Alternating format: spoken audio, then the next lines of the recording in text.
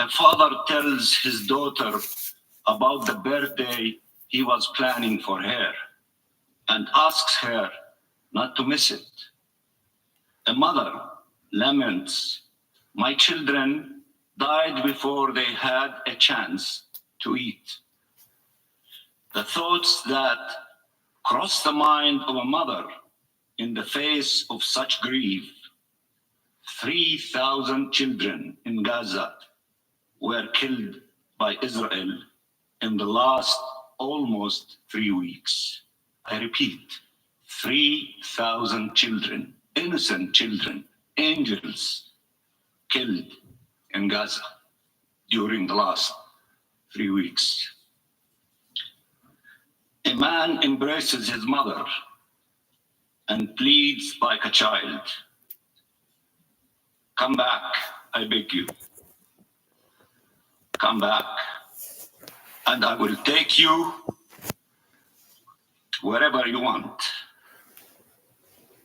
He hugs her and can let go. But there is no time to mourn. More death is on the way. 1,700 women were killed by Israel in the last 2 weeks. A young man wrote, "We will not leave Gaza. We will only leave Gaza to join the heavens." A few days later, he did. 7,000 Palestinians have been killed by Israel in the last almost 3 weeks. 70% of all those killed are women and children. Almost all killed are civilians. Is this the war some of you are defending? Let me repeat, is this the war that some of you are defending? Can this war be defended? These are crimes. This is barbarism. If you do not stop it for all those who were killed, stop it for all those whose lives we can still save. Jinan, a little girl under the rubbles, shouts at the people coming to rescue her, "What took you so long? There are 900 Palestinian children under the rubbles, alive or dead, wondering what is taking so long, wondering if any help is on the way." Anas, a little boy who is known as Anous, crawled from under the rubbles, not to find light, but more darkness, devastations and death all around him. His ordeal has only started, not ended. 1,600 Palestinians are under the rubbles, and no one can reach them to save them or bury them. A doctor speaks of a term coined during this war: wounded child with no surviving family. 80 Palestinian families have lost 10 or more of their members. Sometimes up to 45 members of the same family were killed. 18,000 people are wounded, many treated in hospital hallways, if at all, with no anesthesia. Paramedics who have seen death time and time again break down and cry. This time is just too much.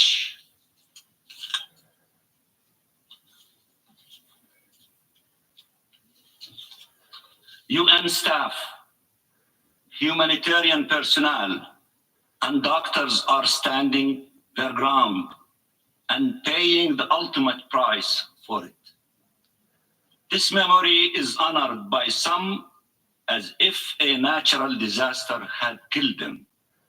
not a UN member staff. As hospitals turn into morgues, doctors and patients alike wonder, is help on the way? Is help on the way? They are not listening to the explanations of some leaders on why the war has to go on. They just hear the bombs. They just feel the blast. They just face all this death trying to survive or to honor the pledge they took to save lives with no means to do so. People are ordered to evacuate. They look at their children. Should we head south? Will we be bombed on the way or once there? Should we go to a hospital courtyard, a UN school, a church, a mosque, sleep in our car in the streets? But bombs are everywhere. What choices do you make as a parent when there are only impossible choices? When death is everywhere, devastation is everywhere. A man stands in front of his house, turned into rubble yet another time. After a long pause, he asks, how do you bury a house? Israel has destroyed over 40% of all homes, making an entire population homeless and displaced, 1.4 million people, in the hope to forcibly transfer them outside the territory. The Israeli foreign minister came to the Security Council and said, this meeting should conclude with a clear message. Bring them home. For millions of Palestinians, there is no home to go back to.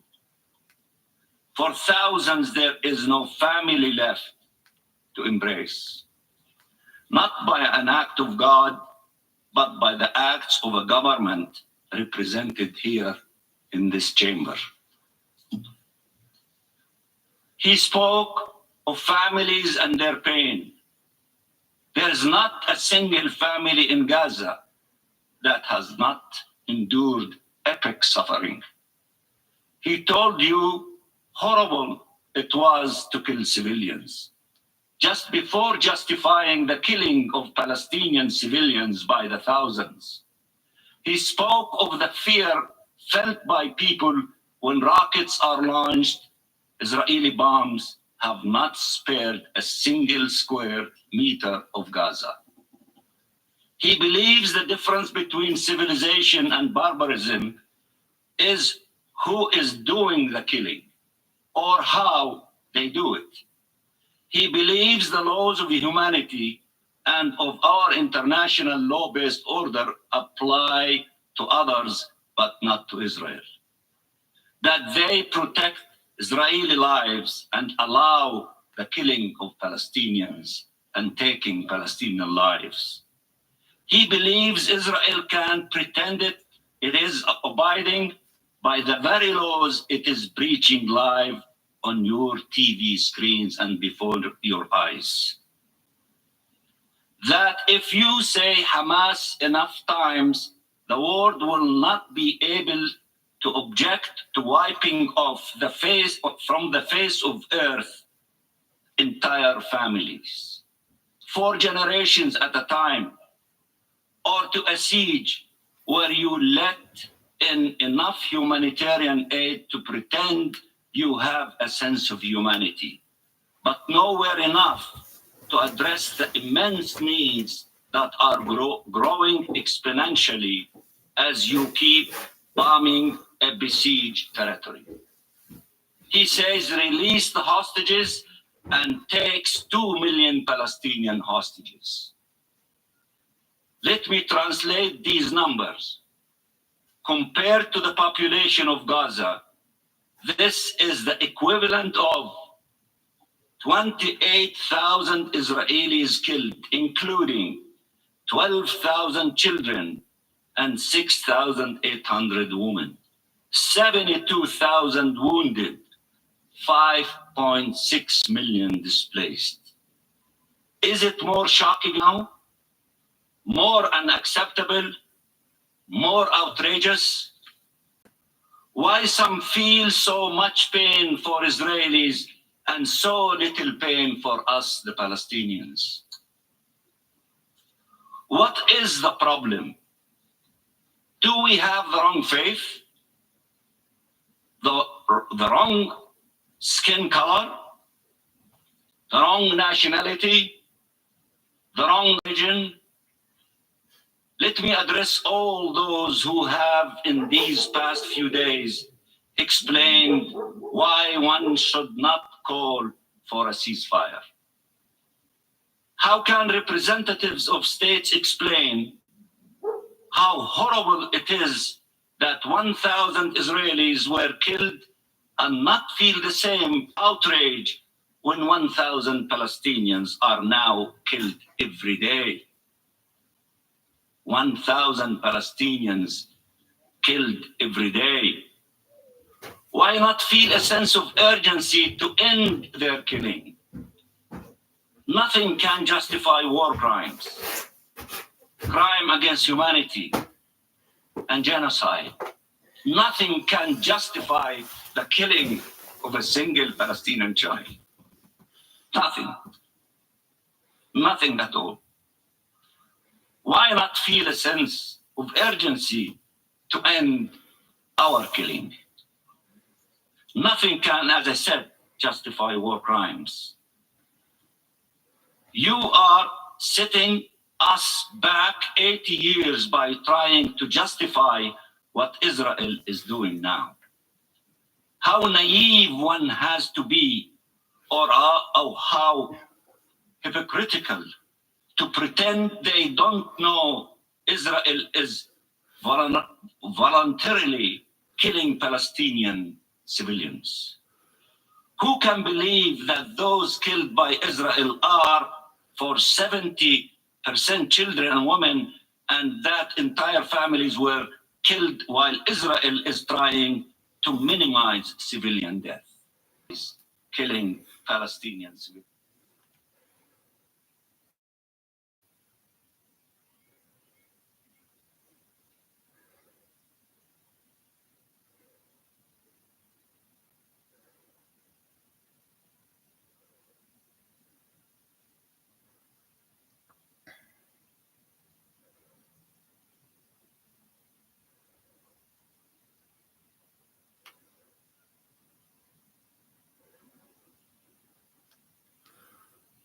Each seconds later. This selective outrage is outrageous and needs to stop now. These people you watch in your screens for a few minutes a day, every night, while they are being slaughtered, they have survived decades of military occupation, a 16 years long blockade, and 5 wars in the Gaza Strip. They built and rebuilt their lives and their homes again and again against all odds, despite tremendous suffering. They are walking miracles. How could you leave them to be killed once again? The answer to the killing of Palestinian civilians is not the killing of Israeli civilians. And the answer to the killing of Israeli civilians is not the killing of Palestinian civilians. Vengeance is a dead end. The only path forward is justice. The only path forward is justice. Justice for the Palestinian people. Don't distort the law. Don't bend it. Don't break it. Don't betray it to accommodate Israel. Uphold it and uphold it high. This is what we are here for as a United Nations, to save future generations from the scourge of war. uphold it for the sake of all nations, for the credibility of these United Nations. Mr. President, Wael al-Dahdouh was reporting on the massacres in Gaza. For those of you who do not, who is Wael al-Dahdouh? He is the field correspondent of Al Jazeera in the Gaza Strip. As he's been doing relentlessly for days now, when he received the news of an Israeli airstrike that killed his wife, his son, and his daughter, he did something many parents do in these circumstances. He spoke to his son, waiting for an answer that never came. He told him, "Didn't you tell me you wanted to be a journalist?"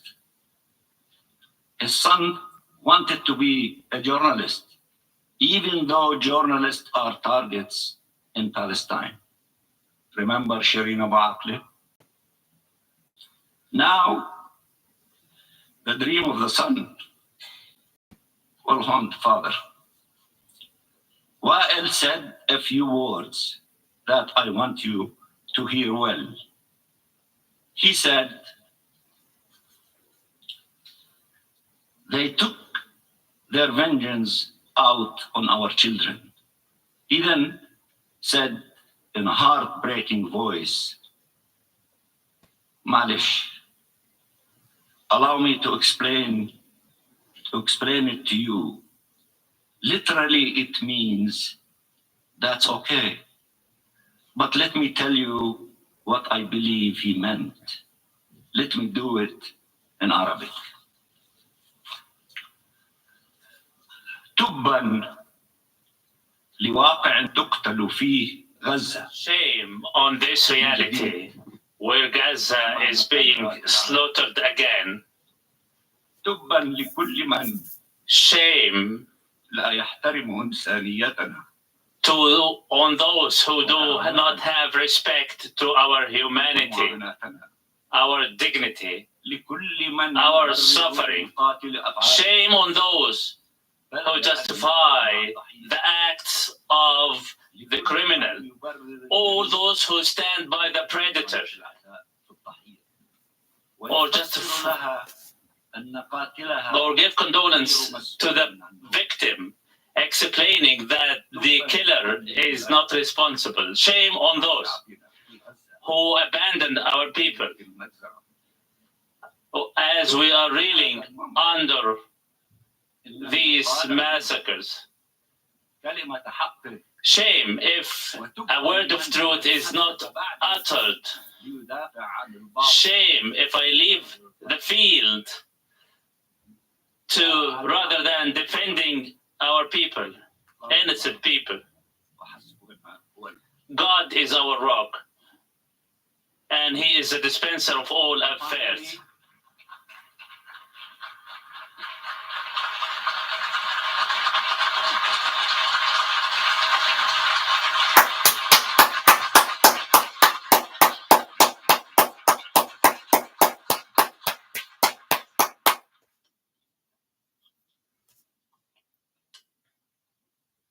Finally, I appeal to all of you. Vote to stop the killing. Vote for humanitarian aid to reach those whose very survival depends on it. Vote to stop this madness. You have a chance to do something, to give an important signal. Choose justice, not vengeance. Choose to defend the law, not justify its breach. Choose peace, not more wars. Vote to put an end to almost 3 weeks of the worst double standards we have seen in decades. To restore some credibility of this place and the rules it is supposed to embody. Do not miss this chance. Lives are hanging in the balance, and every life is sacred. Please save lives, Save lives, save lives. Vote for our draft resolution, and I thank you.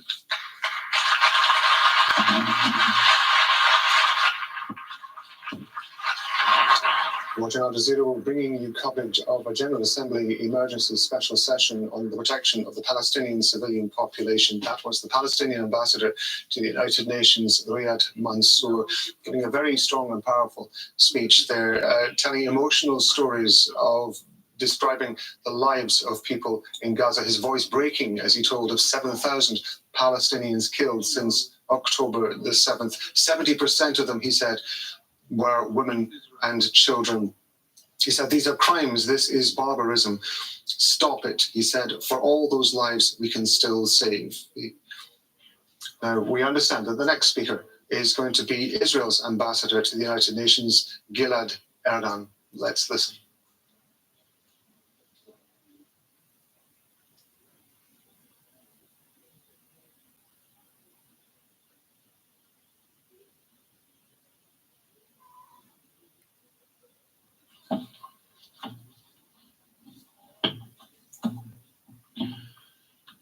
Thank you, Mr. President.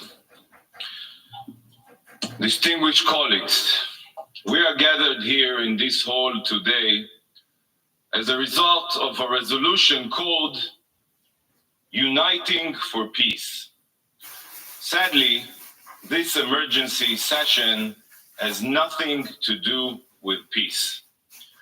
Every member state here today who is convinced that we are about to discuss yet another round of conflict in the Middle East, another dispute between Israel and the Palestinians, is wrong. The October 7th massacre and what ensued has nothing to do with the Palestinians. Nothing. It has nothing to do with the Arab-Israeli conflict or the Palestinian question.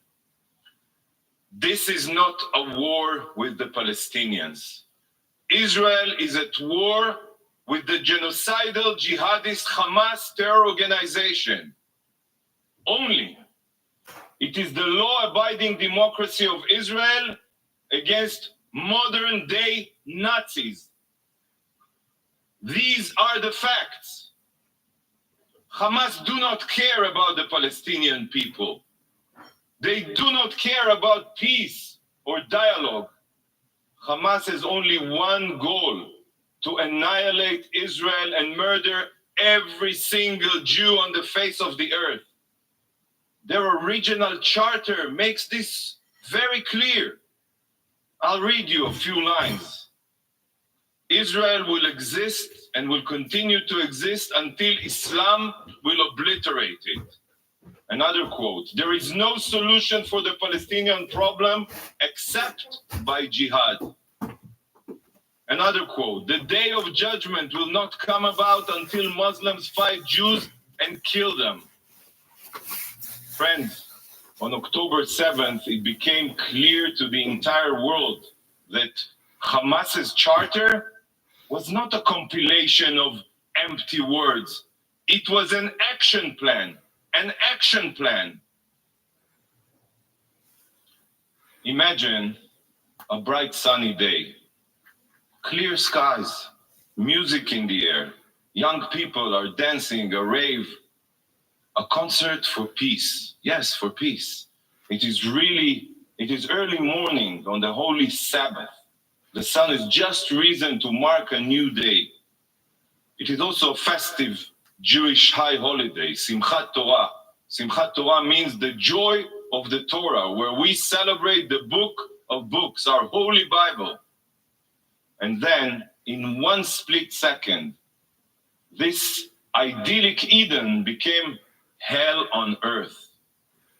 The peaceful morning air was pierced with the wail of rocket sirens.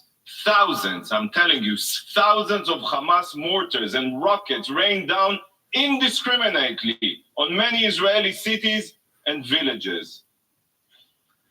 But the rockets were only cover for the pogrom that followed. Barbaric Hamas terrorists invaded Israel from the sea, the land, and the air. They came with one purpose only: to savagely murder every living thing they encountered. Hamas Nazi murders went from house to house with hit lists. A thoroughly planned, willful, premeditated attack. They brutally murdered civilians in their beds. They drove pickup trucks with machine guns. Yes, we all remember, just like ISIS, and fired blindly at hundreds of young people at a concert. 300 were burned alive or butchered in that concert. Much of what remained were clumps of flesh and bloody limbs. Parents had to bring their children's toothbrushes for DNA so they could figure out whose limb belonged to who. These Hamas monsters raped women and children, parading naked girls that they raped and bodies that they defiled through the streets of Gaza, while thousands, and I'm telling you, thousands, you can see the footage, jeered and cheered. The savages tortured small babies. Just like the Nazis, Hamas terrorists removed infants from their cribs. Yes, we have it on video. Swung them repeatedly against the ground until their skulls became a pulp. Children were murdered in front of their parents, and parents in front of their children. I've seen a video of a terrorist filmed by himself, who tossed a grenade into a bomb shelter with a father and his two young boys inside. The father was killed instantly, and the two boys ran out of the shelter screaming that their father is dead and that they want to be dead too. All this is occurring, believe it or not, as the monster who murdered their father calmly helps himself to the contents of the family's fridge. Yes, no horror movie compares to the pure brutality that Hamas carried out. No, none. Amit Man, a 22-year-old from Kibbutz Be'eri, and a paramedic for Magen David Adom, Israel's Red Cross. She dedicated her life, literally, and you will understand why, to saving others. When the Hamas monsters invaded the kibbutz, Amit ran to the clinic to treat as many wounded as she could.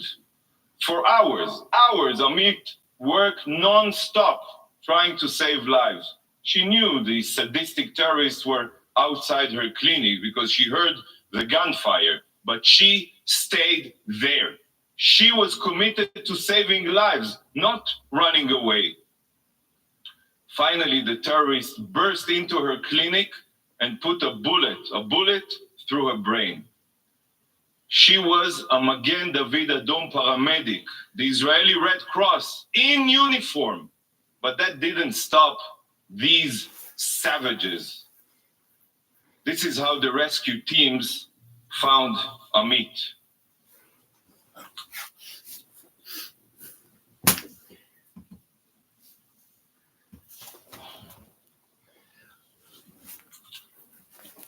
Ambulances were set on fire. Not one, many.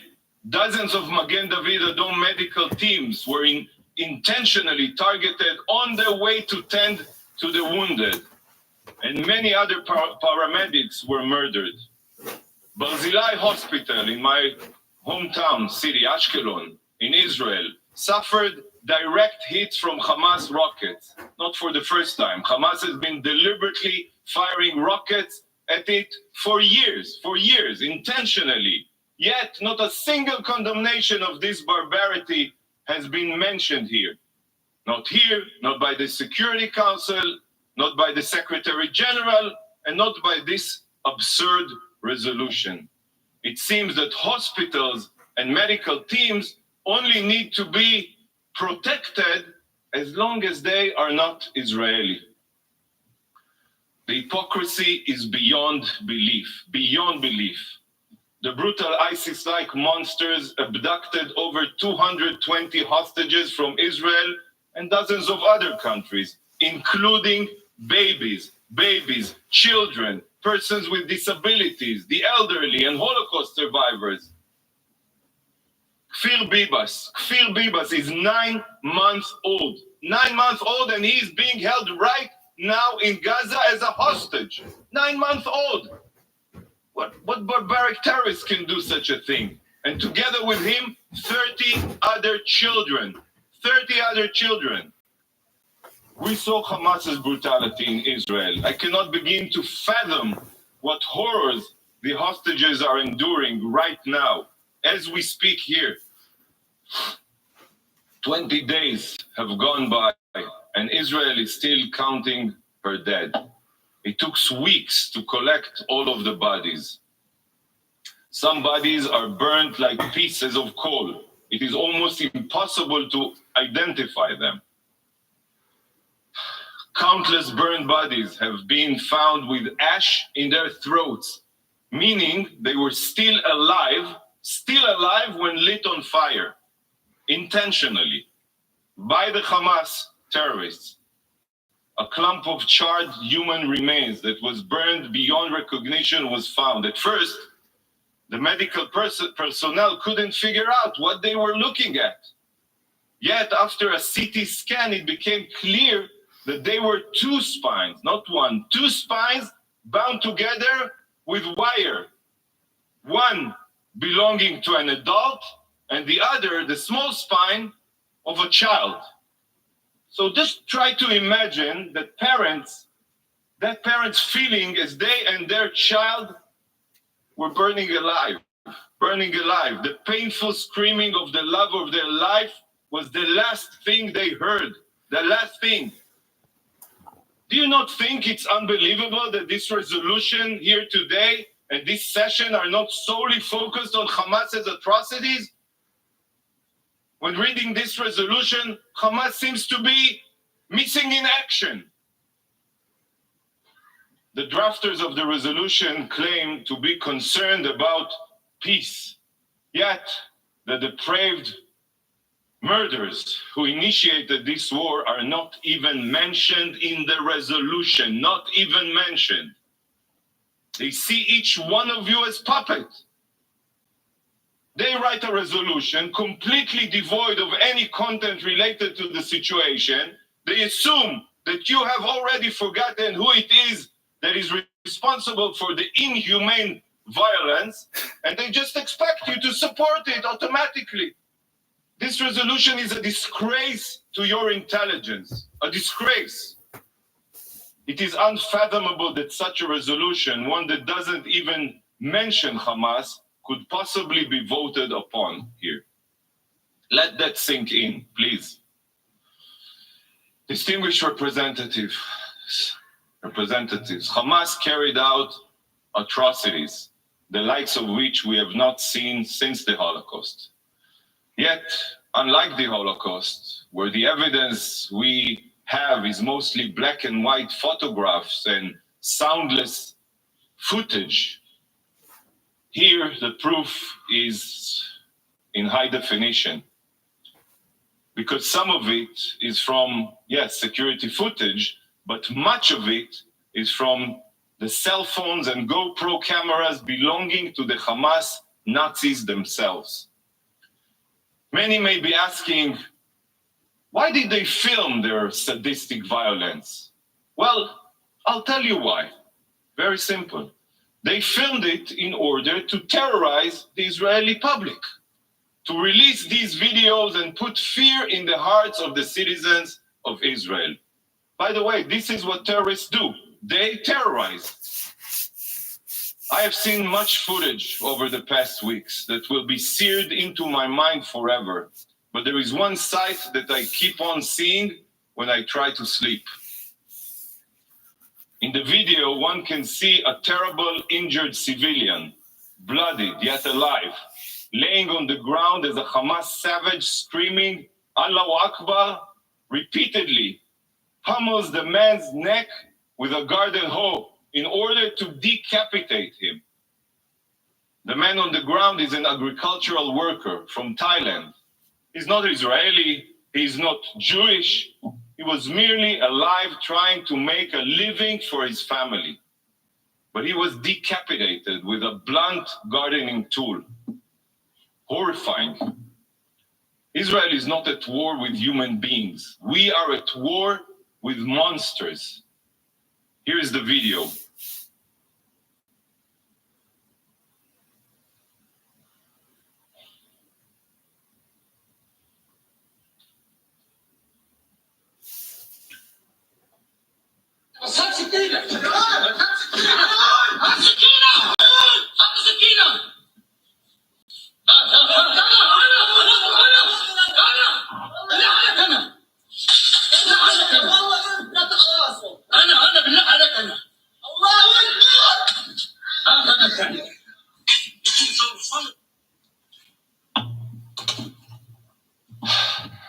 My mission distributed and will continue to distribute QR codes with a direct link to files where you can see this horror and many other Hamas atrocities.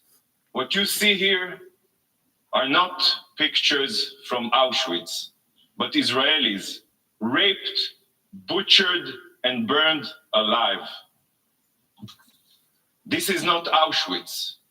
This is Hamas. There are no words in the English language, in any language, to describe the evil that we all just witnessed. And the reason it is not describable is because it has no place among humankind. Over 1,400 have been slaughtered, 1,000 injured, and over 220 hostages are being held right now by Hamas ISIS terrorists. To say that this is Israel's 9/11 would be an understatement.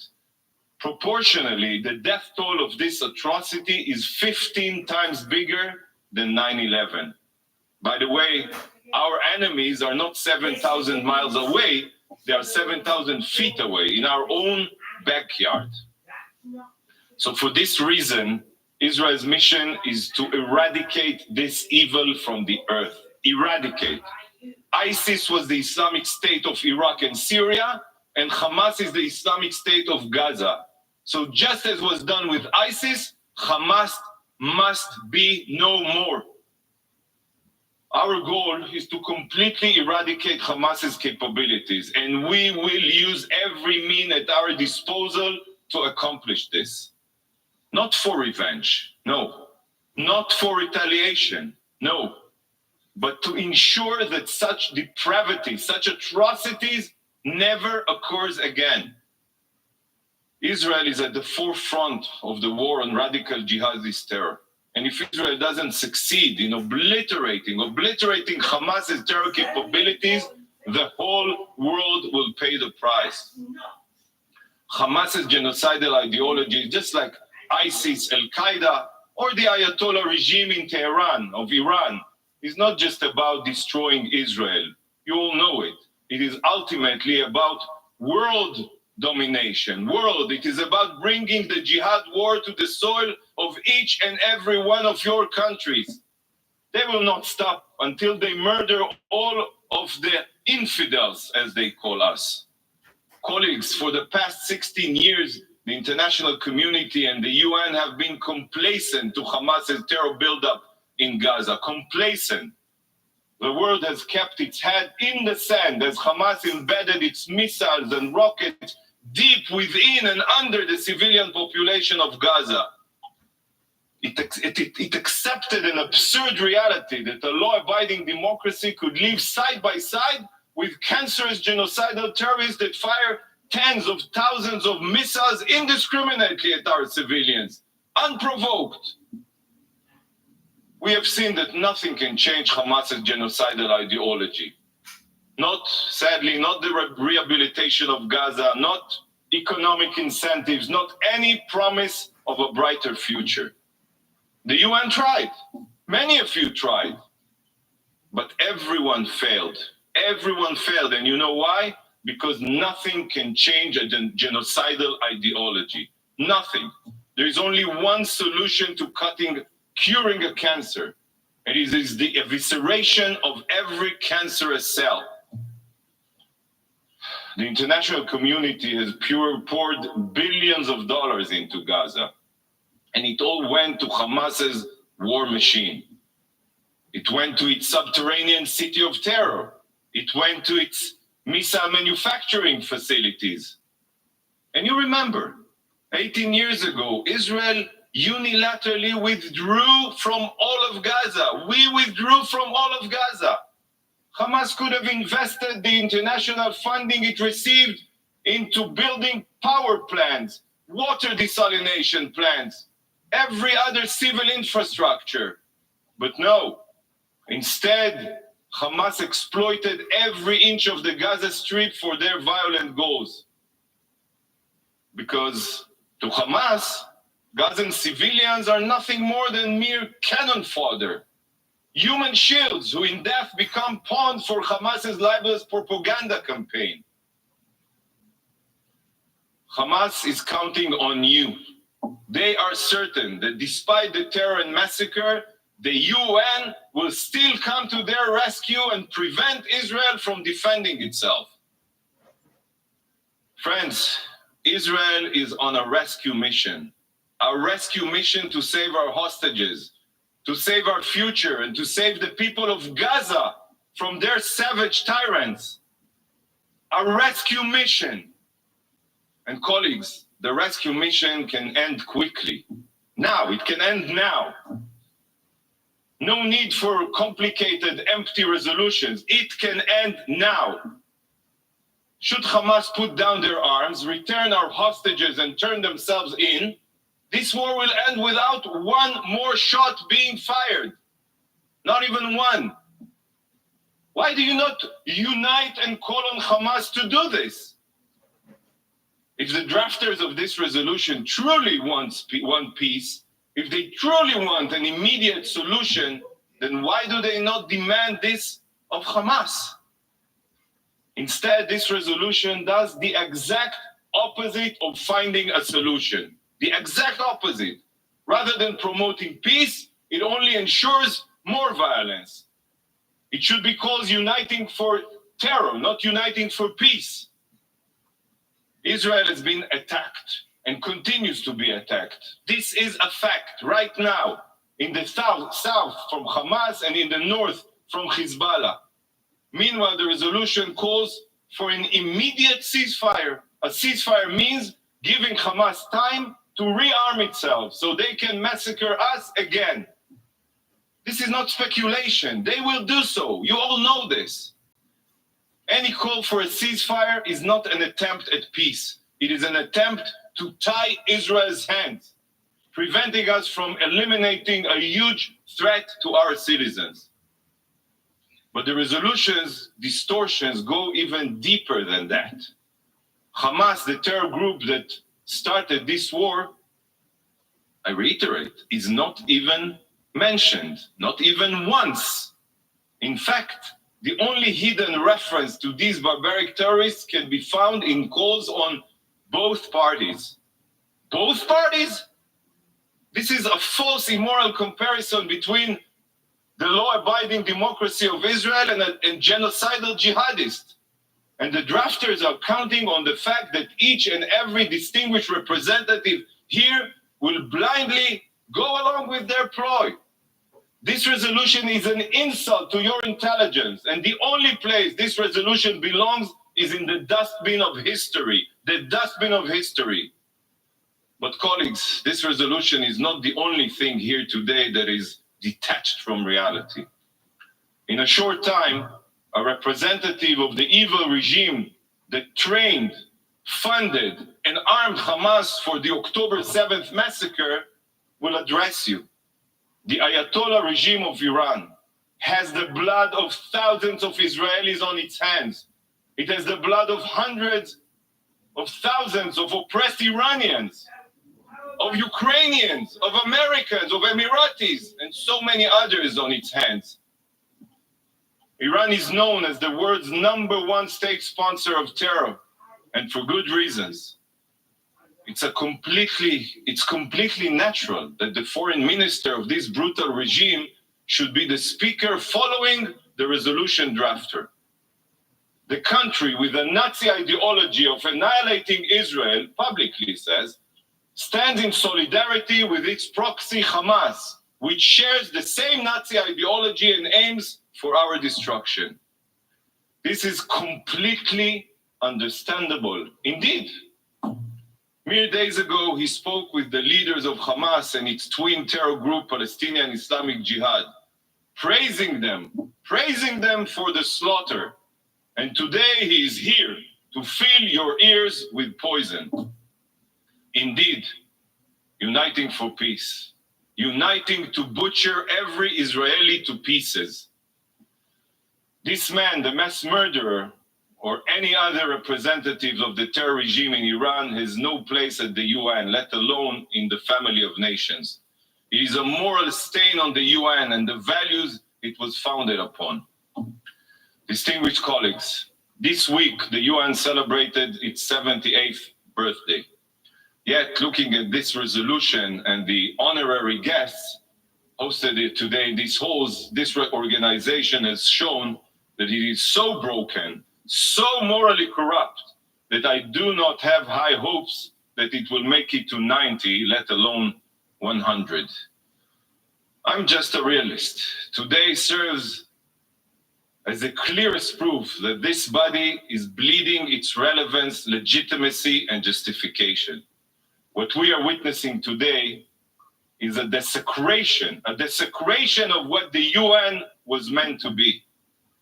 Following the horrors of the Holocaust, this institution was established to prevent atrocities from repeating themselves. Yet, in these very halls, we have perpetrators of the most grotesque human rights violations and crimes against humanity who also exploit their power and so-called members of the family of nations only to single out law-abiding democracies such as Israel. If this organization wants to maintain any shred of legitimacy, it is imperative that you, please, distinguished representatives, no longer play along with this farce of anti-Israel double standards. Vote against this biased resolution. Stand on the right side of history. Don't stand with the genocidal jihadists committed to your destruction. Rise above internal political considerations and do what is moral and right. Mr. President, Israel will not stop fighting for the truth, even if we remain the sole voice of reason in these halls. Israel will continue combating the genocidal terrorists committed to our destruction. We will not rest until Hamas is obliterated and our hostages are returned home. And we will bring them home. I will conclude with a moment of silence for all the victims of Hamas's atrocity. If the supporters of this resolution choose to ignore the victims in their text, I will pay respect to their memory.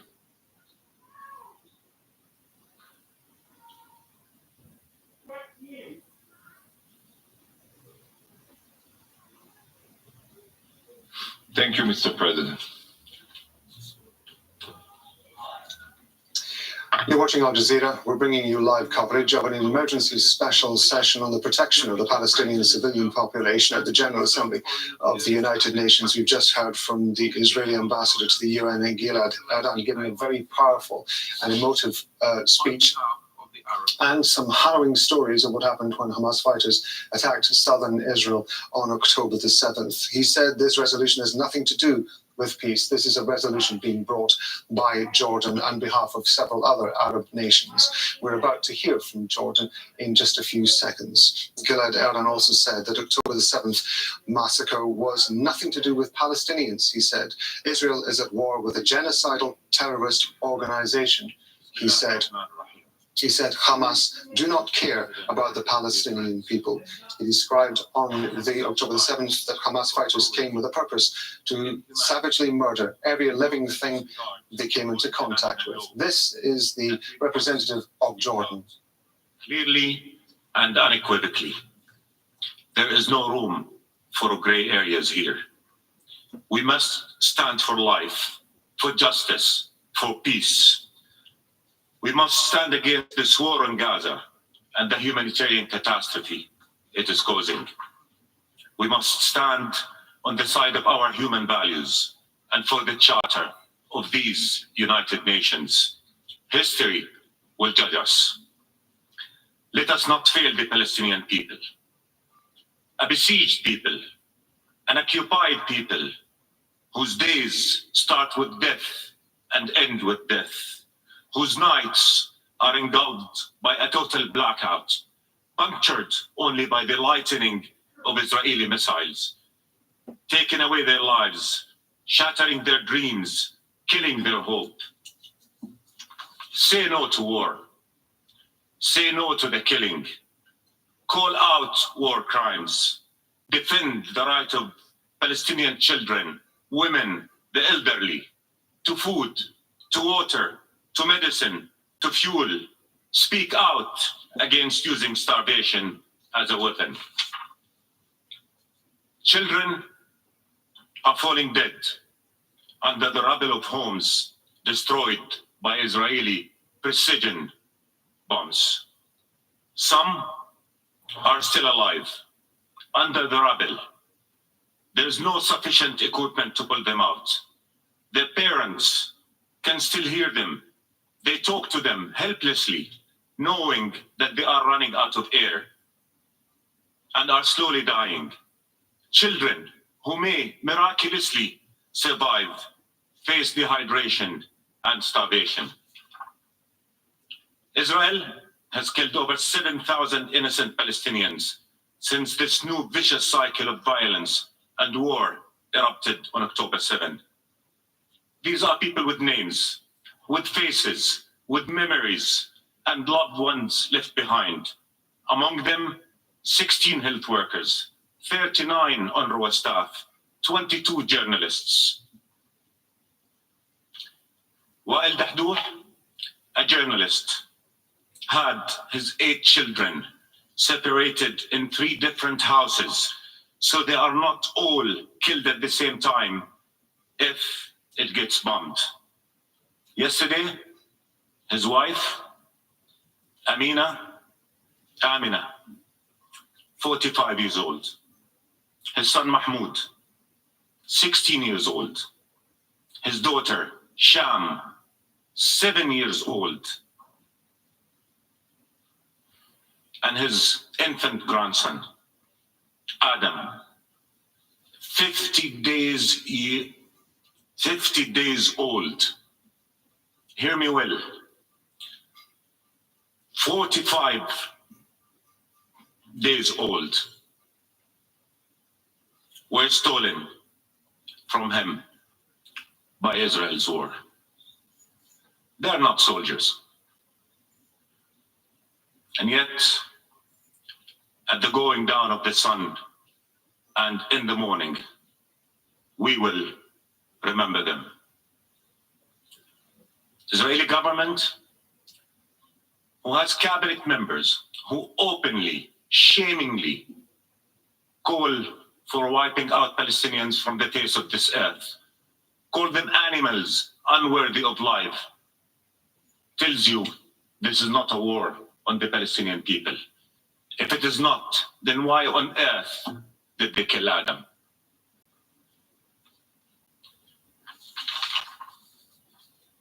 عليه وعليهم وعلى كل من التقى على كل من ارتقى. On those who have lost their life, may they reside friends, in God's mercy. One doctor in Gaza describes how a boy with injuries and facial burns told him how his house was hit after finishing a meal with his parents. His father, sitting next to him, he says, was killed outright. His mother suffocated in the smoke. I don't have videos to show you. We respect the dead too much. We respect the pain of their families too much to show videos. But check out your mobiles. Thousands of videos depicting the abomination, the horror, the inhumanity to which thousands of Palestinians are being subjected and have been subjected. Israel is making Gaza a perpetual hell on earth. The trauma will haunt generations to come.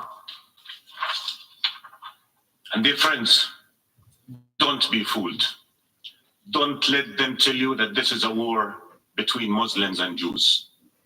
I stand before you as a Jordanian, as an Arab, as a Muslim, and I tell you, we value life, Muslim life, Christian life, Jewish life.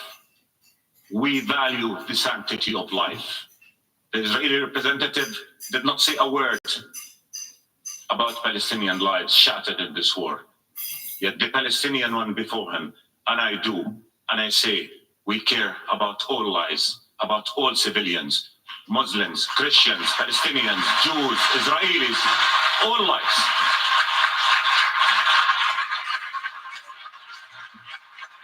Don't let them tell you otherwise.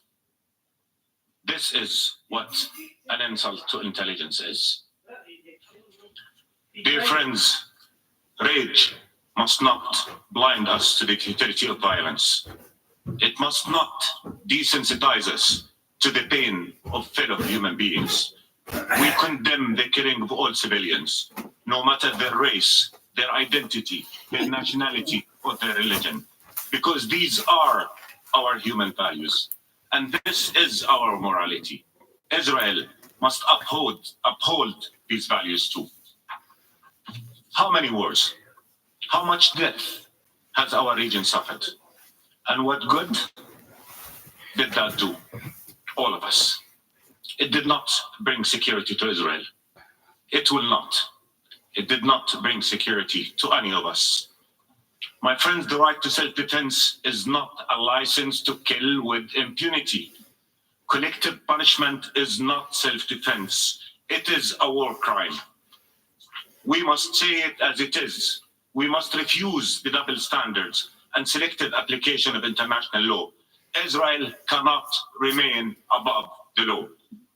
Dear friends, a just and lasting peace is the best defense for all.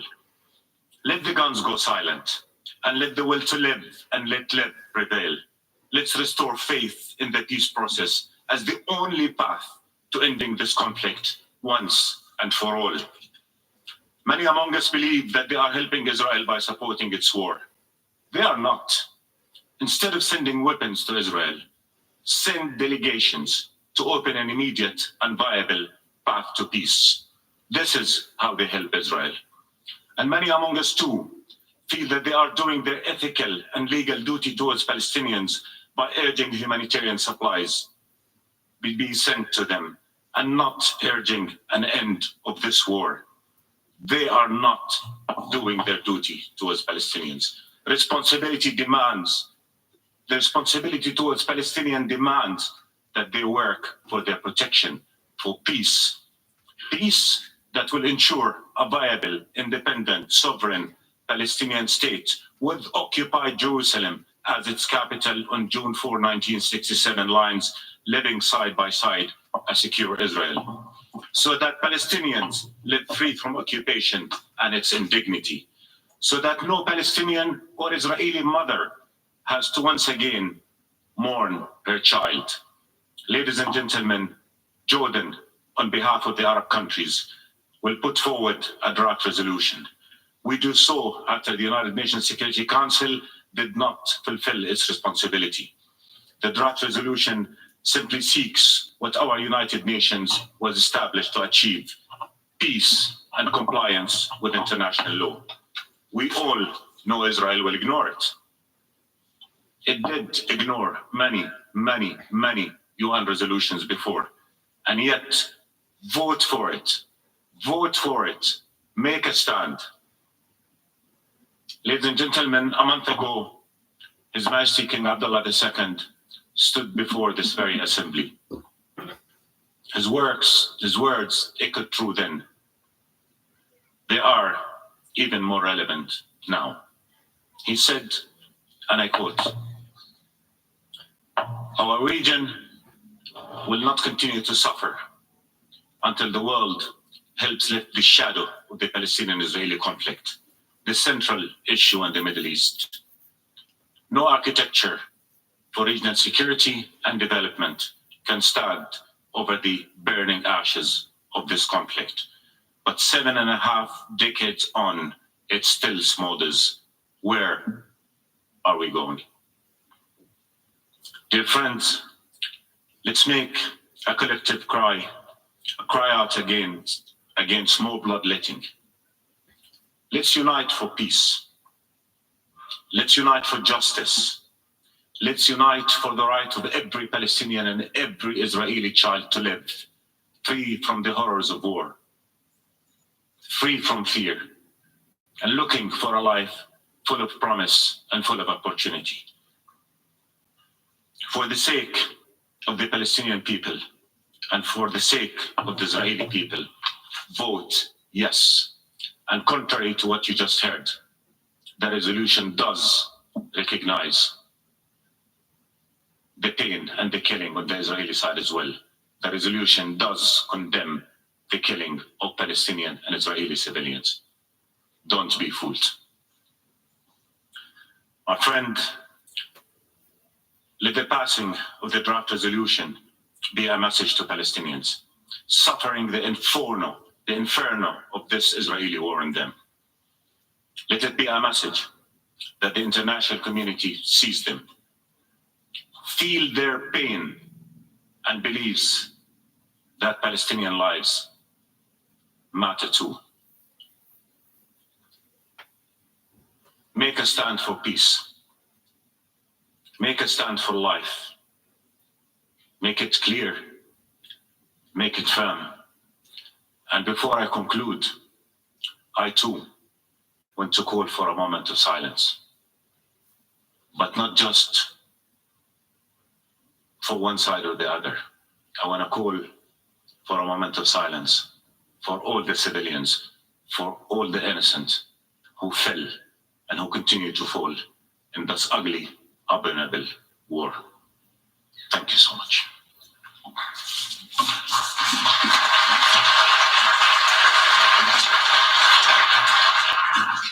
I thank the distinguished representative of the Kingdom of Jordan. You're watching Al Jazeera. We're bringing you coverage of a semestral emergency session which is being held by the United Nations discussing the war on Gaza. Jordan has put forward on behalf of several Arab nations a resolution on the war and conflict that is going on between Israel and in Gaza at the moment. We're waiting now to hear from, we believe it's the Iran's Foreign Minister, Hossein Amir-Abdollahian, who will be addressing the United Nations.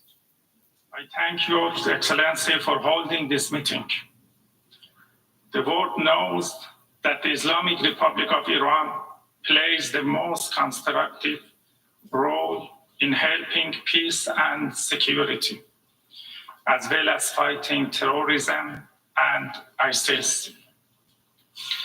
Mr. President, it has been 3 weeks that we have been witness to the war crimes and genocide of the occupying Israeli regime in Gaza and the West Bank of Palestine. The United States and several European countries have sided with the occupying regime of Israel without observing the UN Charter and international law. They call the Palestinian Liberation Movement a terrorist, which has the right to self-defense and self-determination. But they refer to the occupying and war criminal regime that is committing genocide in Gaza and having the right to self-defense. Unfortunately, this is the state of our world today. This is the situation of the Security Council, which was supposed to try to establish world peace and security. Today, United States and several European countries are watching and supporting the killing of about 7,000 civilians in less than 3 weeks by the Israeli regime in Gaza and West Bank of Palestine. And they help this regime militarily and financially. We recommend the United States to work for peace and security, not war against people, children, and women. Instead of sending rockets, tanks, and bombs to be used against Gaza, United States should stop supporting genocide in Gaza and Palestine. Mr. President, the history of Iranian civilization shows that we have always supported peace and security. But today in New York and the United Nations, I say frankly to the American statesmen who are now managing the genocide in Palestine that we do not welcome to expansion of the war in the region. But I warn, if the genocide in Gaza continues, they will not be spared from this fire. It is our home, and West Asia is our region. We do not compromise with any party and any side, and we have no reservation when it comes to our home's security. The genocide in Gaza must stop immediately. The forced displacement of the people of Gaza must be stopped immediately. Today, Gaza is waiting for urgent and vital humanitarian aid. According to international law, the Palestinian Liberation Movement, Hamas, is fighting the occupation and has a legitimate right. Mr. President, according to our negotiations, Hamas is ready to release civilian prisoners. On the other hand, the world should support the release of 6,000 Palestinians held in Israeli prisons. Now, allow me to continue the rest of my remark in the Persian language. آقای رئیس، به گواه تاریخ و اسناد سازمان ملل، مسئله فلسطین حدود 80 سال دارای سابقه است. بنابراین تلاش برای تقلیل ابعاد آن به یک حمله its dimensions to just one attack and on a Palestinian liberation group is a big lie. According to the international law, as well as hundreds of resolutions of this very same assembly, the entire land of Palestine is an occupied land, and according to this, the Zionist regime is recognized as an aggressor and an occupier. The Palestinian nation, like any other nation under occupation, has the indisputable and inherent right of self-determination and has the right to directly and freely decide on its independence and to create an independent government to decide for itself according to international law, and as specified by Security Council resolutions number 309 and 323 of 1972 and of the Security Council.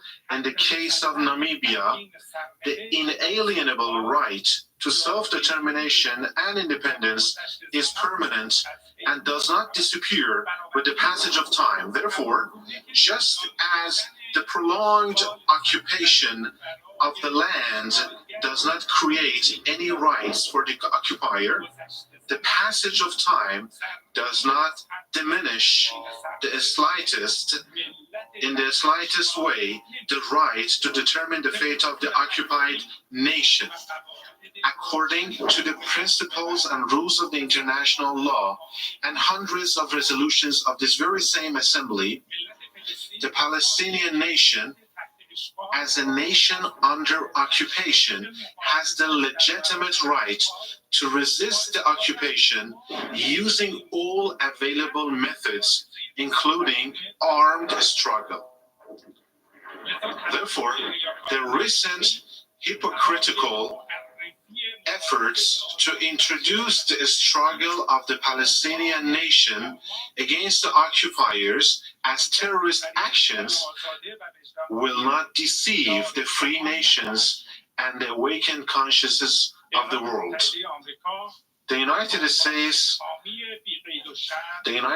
of America, as the unwavering and permanent supporter of the occupying regime, is the main cause of the failures of the United Nations, especially the Security Council, in upholding the rights of the Palestinians.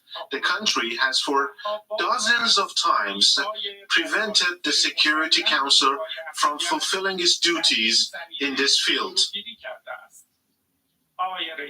Mr. President, we believe that the complete and comprehensive solution to the Palestinian issue is only possible through the full realization of the inalienable right of this nation to self-determination and the establishment of an independent Palestinian state in all of the Palestinian territories and with Al-Quds as its capital. The entire land of Palestine, from the sea to the river, belongs only to the original Palestinians, including Christians, Jews, and Muslims.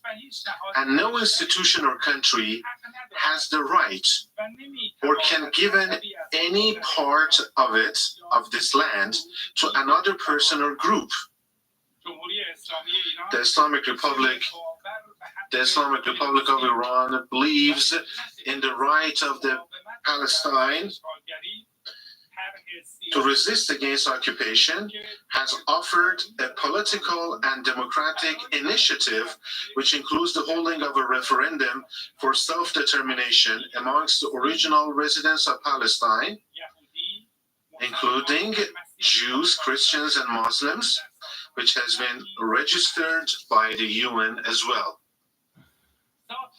The essence and nature of the Zionist regime is based on aggression, occupation, crime, lies, and deception. So far, this regime has launched more than 20 wars in the region, invaded, without any exception, all its neighbors, attacked a number of countries outside its immediate region and neighborhood, and it still occupies the territory of some other Arab countries, in addition to Palestine.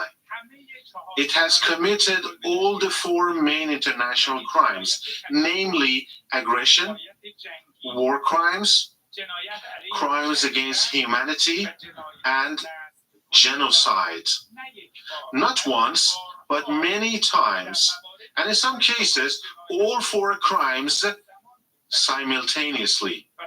And to advance his illegitimate goals, it has failed to adhere to any humane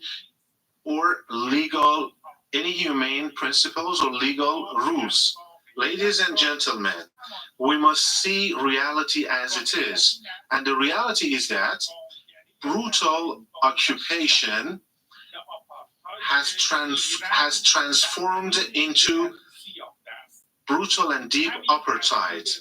It is this terrible combination of chronic occupation and deep apartheid that gives the occupying regime the psychological permission to butcher and mass kill the people under occupation. Therefore, now is the time to consider the real face of this regime and see it as it is, as the General Assembly did in 1975 through resolution number 3379 by identifying Zionism as apartheid and racism. Mr.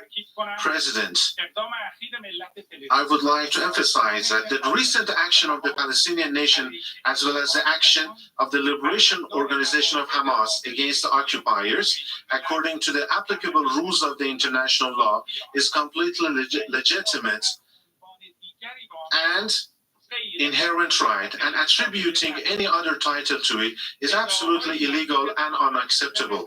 Claims such as the right of the so-called legitimate defense should be granted to an occupying regime is also a very ridiculous joke.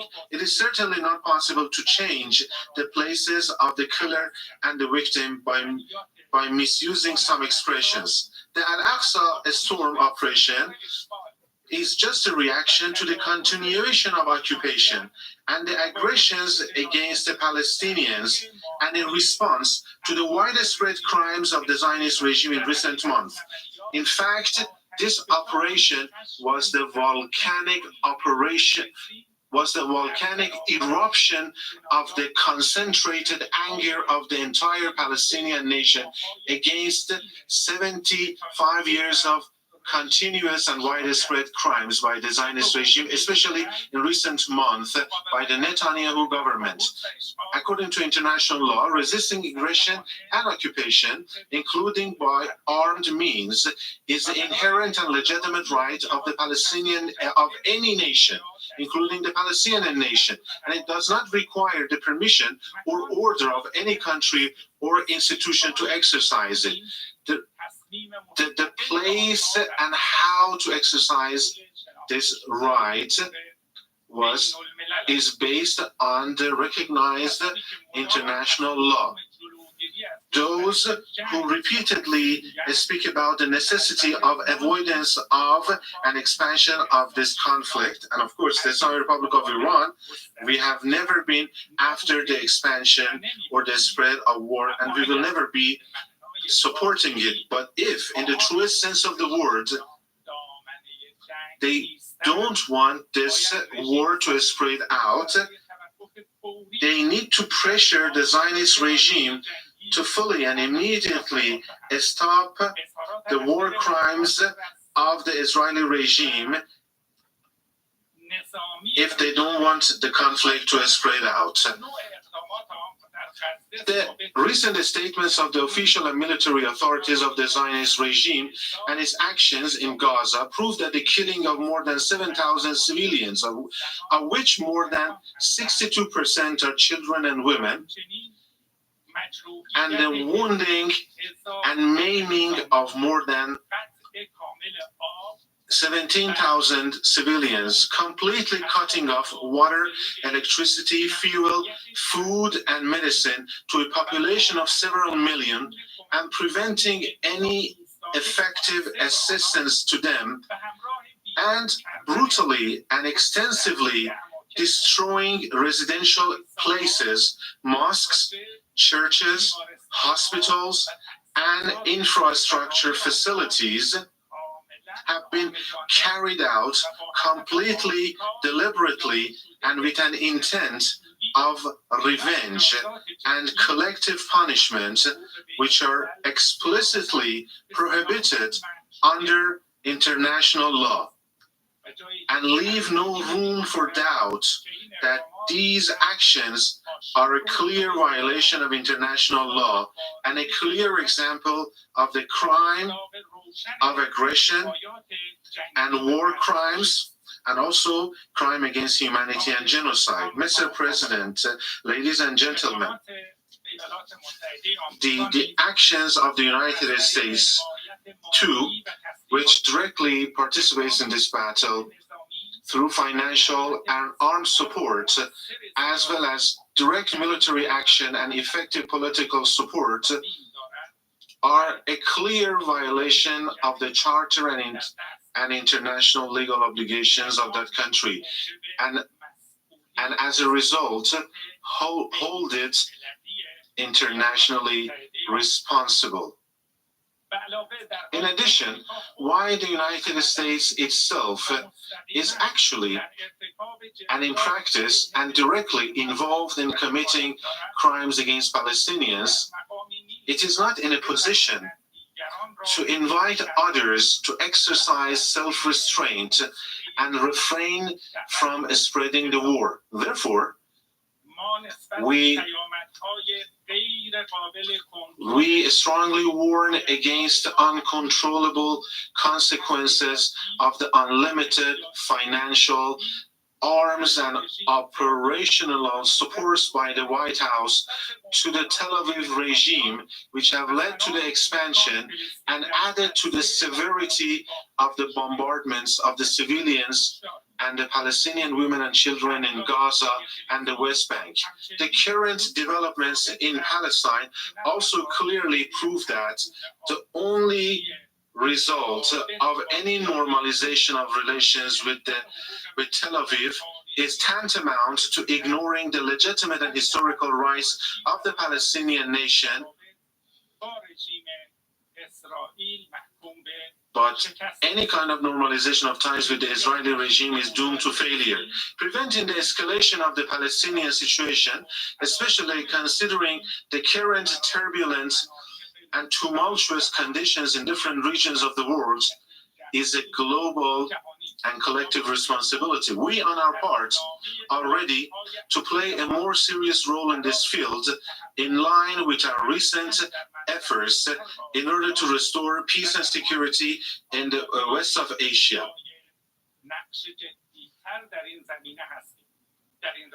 In this line, the leaders of the Hamas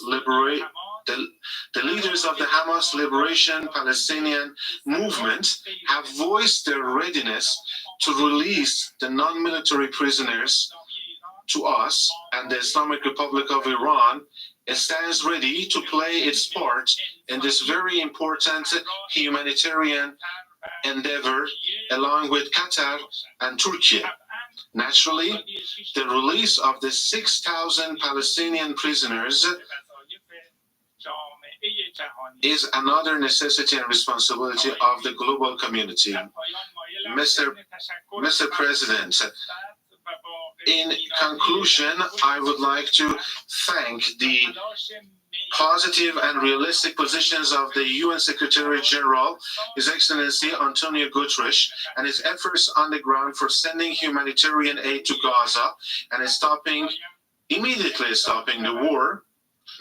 I would like to emphasize that it is expected from the United Nations to employ a strong terminology and under the 7th chapter of the United Nations Charter force the Zionist regime to immediately stop its war crimes, genocide, and the mass killing of civilians, and provide other grounds for the full realization of the Palestinian nation's right to self-determination. This is, of course, the inherent duty and obligation of the United Nations, which has been delayed for decades for the aforesaid reasons. Now, we all expect the current meeting of the General Assembly that has been held to delve into the Gaza and Palestinian crisis. We expect it to pass a strong resolution which is effective and influential by the General Assembly of the UN that will lead to an immediate stop to war crimes against Gaza and the lifting of the human blockade and the extensive sending of the humanitarian aid and stopping to the forced displacement of the residents of Gaza. Thank you for your attention. You're watching Al Jazeera. We're bringing you live coverage of the General Assembly at the UN holding an emergency special session on the war on Gaza. We've just been hearing from Iran's Foreign Minister Hossein Amir Abdollahian, who was very critical at the start of his speech of those supporting Israel, as he put it, in its military action, particularly pointing out the US. He said, we recommend the US to vote for peace and not for violence against women and children. He went on to criticize the weapons and money that the US supplies to Israel. He also said Iran will respond if the, as he called it, genocide in Gaza doesn't end. I want to bring in our correspondent, Kristen Salumi, who's at the United Nations Force in New York. These have been 4 very powerful, very emotive speeches from Palestinian representatives, but also from the Israeli ambassador to the UN as well, Gilad Erdogan. A lot of ground covered. And now, of course, we move to the resolution. What's your take on this, Kristen?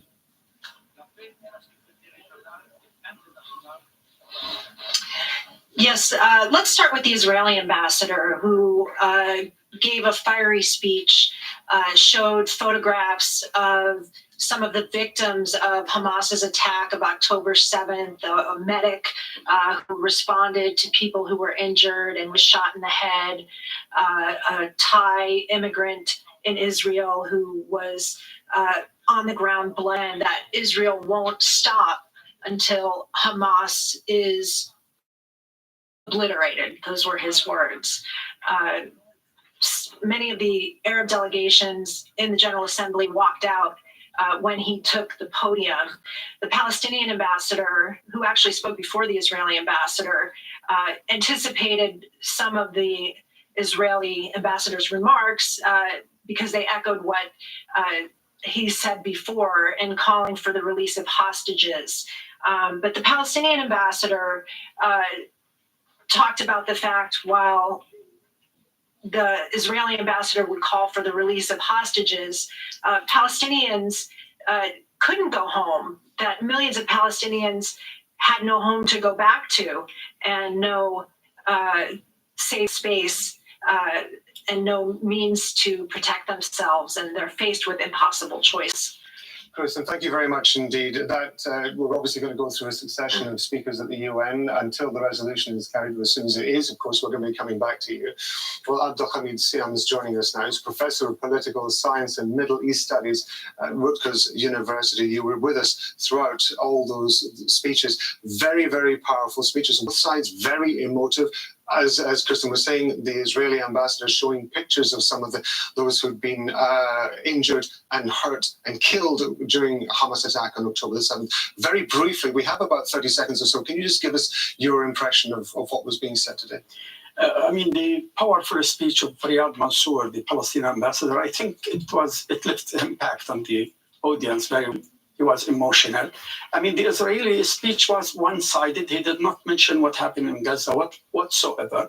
No emotions for what happened. He even asked for a moment of silence just for the Israeli victim. That was rectified by the Deputy Prime Minister of Jordan, Ayman Safadi, who asked for a moment of silence for all the victims. We're going to leave it there for the moment. I know we're going to come back to you before analysis, but for now, you're watching Al Jazeera. Thank you very much indeed for being with us. We'll be back in a couple of minutes.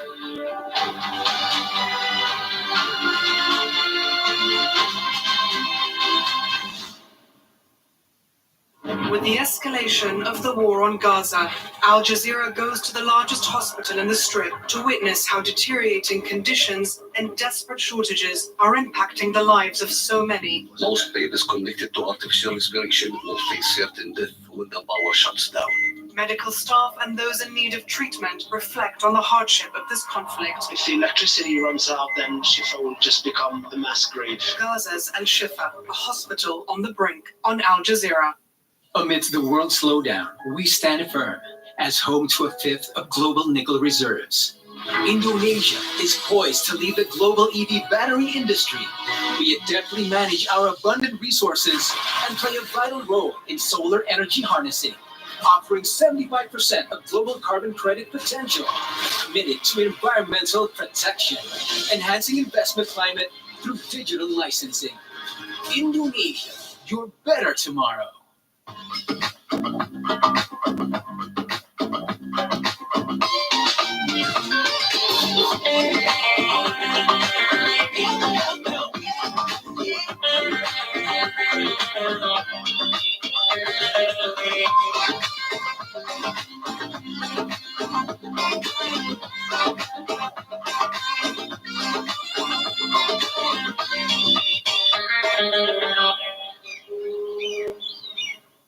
setting the discussions. As agents, we used to say that about 50% of what you're smuggling is going to die. Examining the headlines. 12% of the global population is responsible for 50% emissions, which has created this crisis. Explore an abundance of world-class programming designed to inform, motivate, and inspire you. The way my story was, I felt that it was important I give back. On Al Jazeera.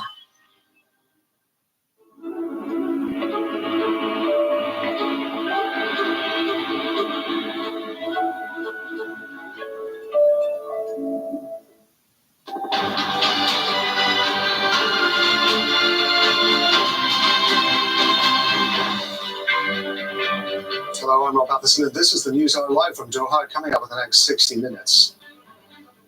This is barbarism. If you do not stop it for all those who were killed, stop it for all those whose lives we can still save. A stark message from Palestine's ambassador to the United Nations as an emergency special session is held to discuss Israel's war on Gaza. Israel continues to pound residential areas in Gaza. More than 7,000 Palestinians have now been killed by Israeli airstrikes. Funerals are held for the members of Al Jazeera correspondent Wael Dahdouh's family that were killed in Israeli attacks in central Gaza on Wednesday. And European leaders meet to discuss setting up humanitarian corridors for those trapped in Gaza.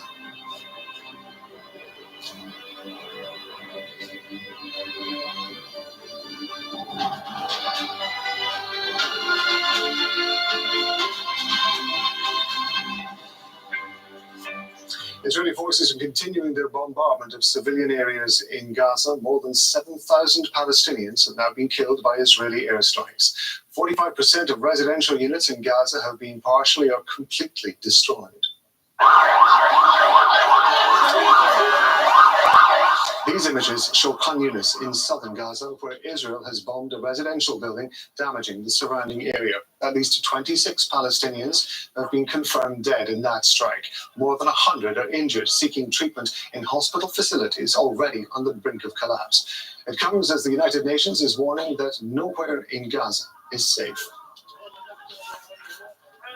Well, since the war began on October the 7th, Israel's bombing campaign across the Gaza Strip has killed 7,028 Palestinians. That's according to the Health Ministry.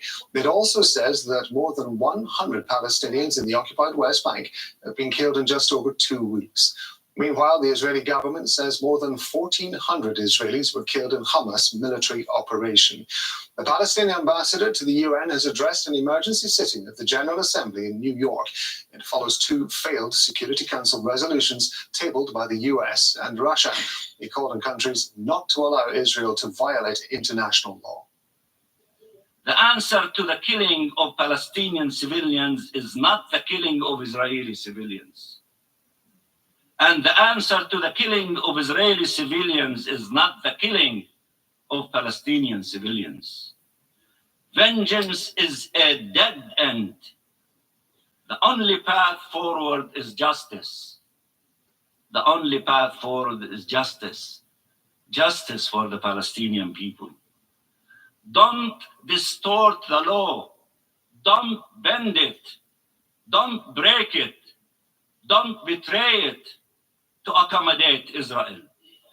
Israel's ambassador to the UN says the current conflict can't be seen in the context of previous history.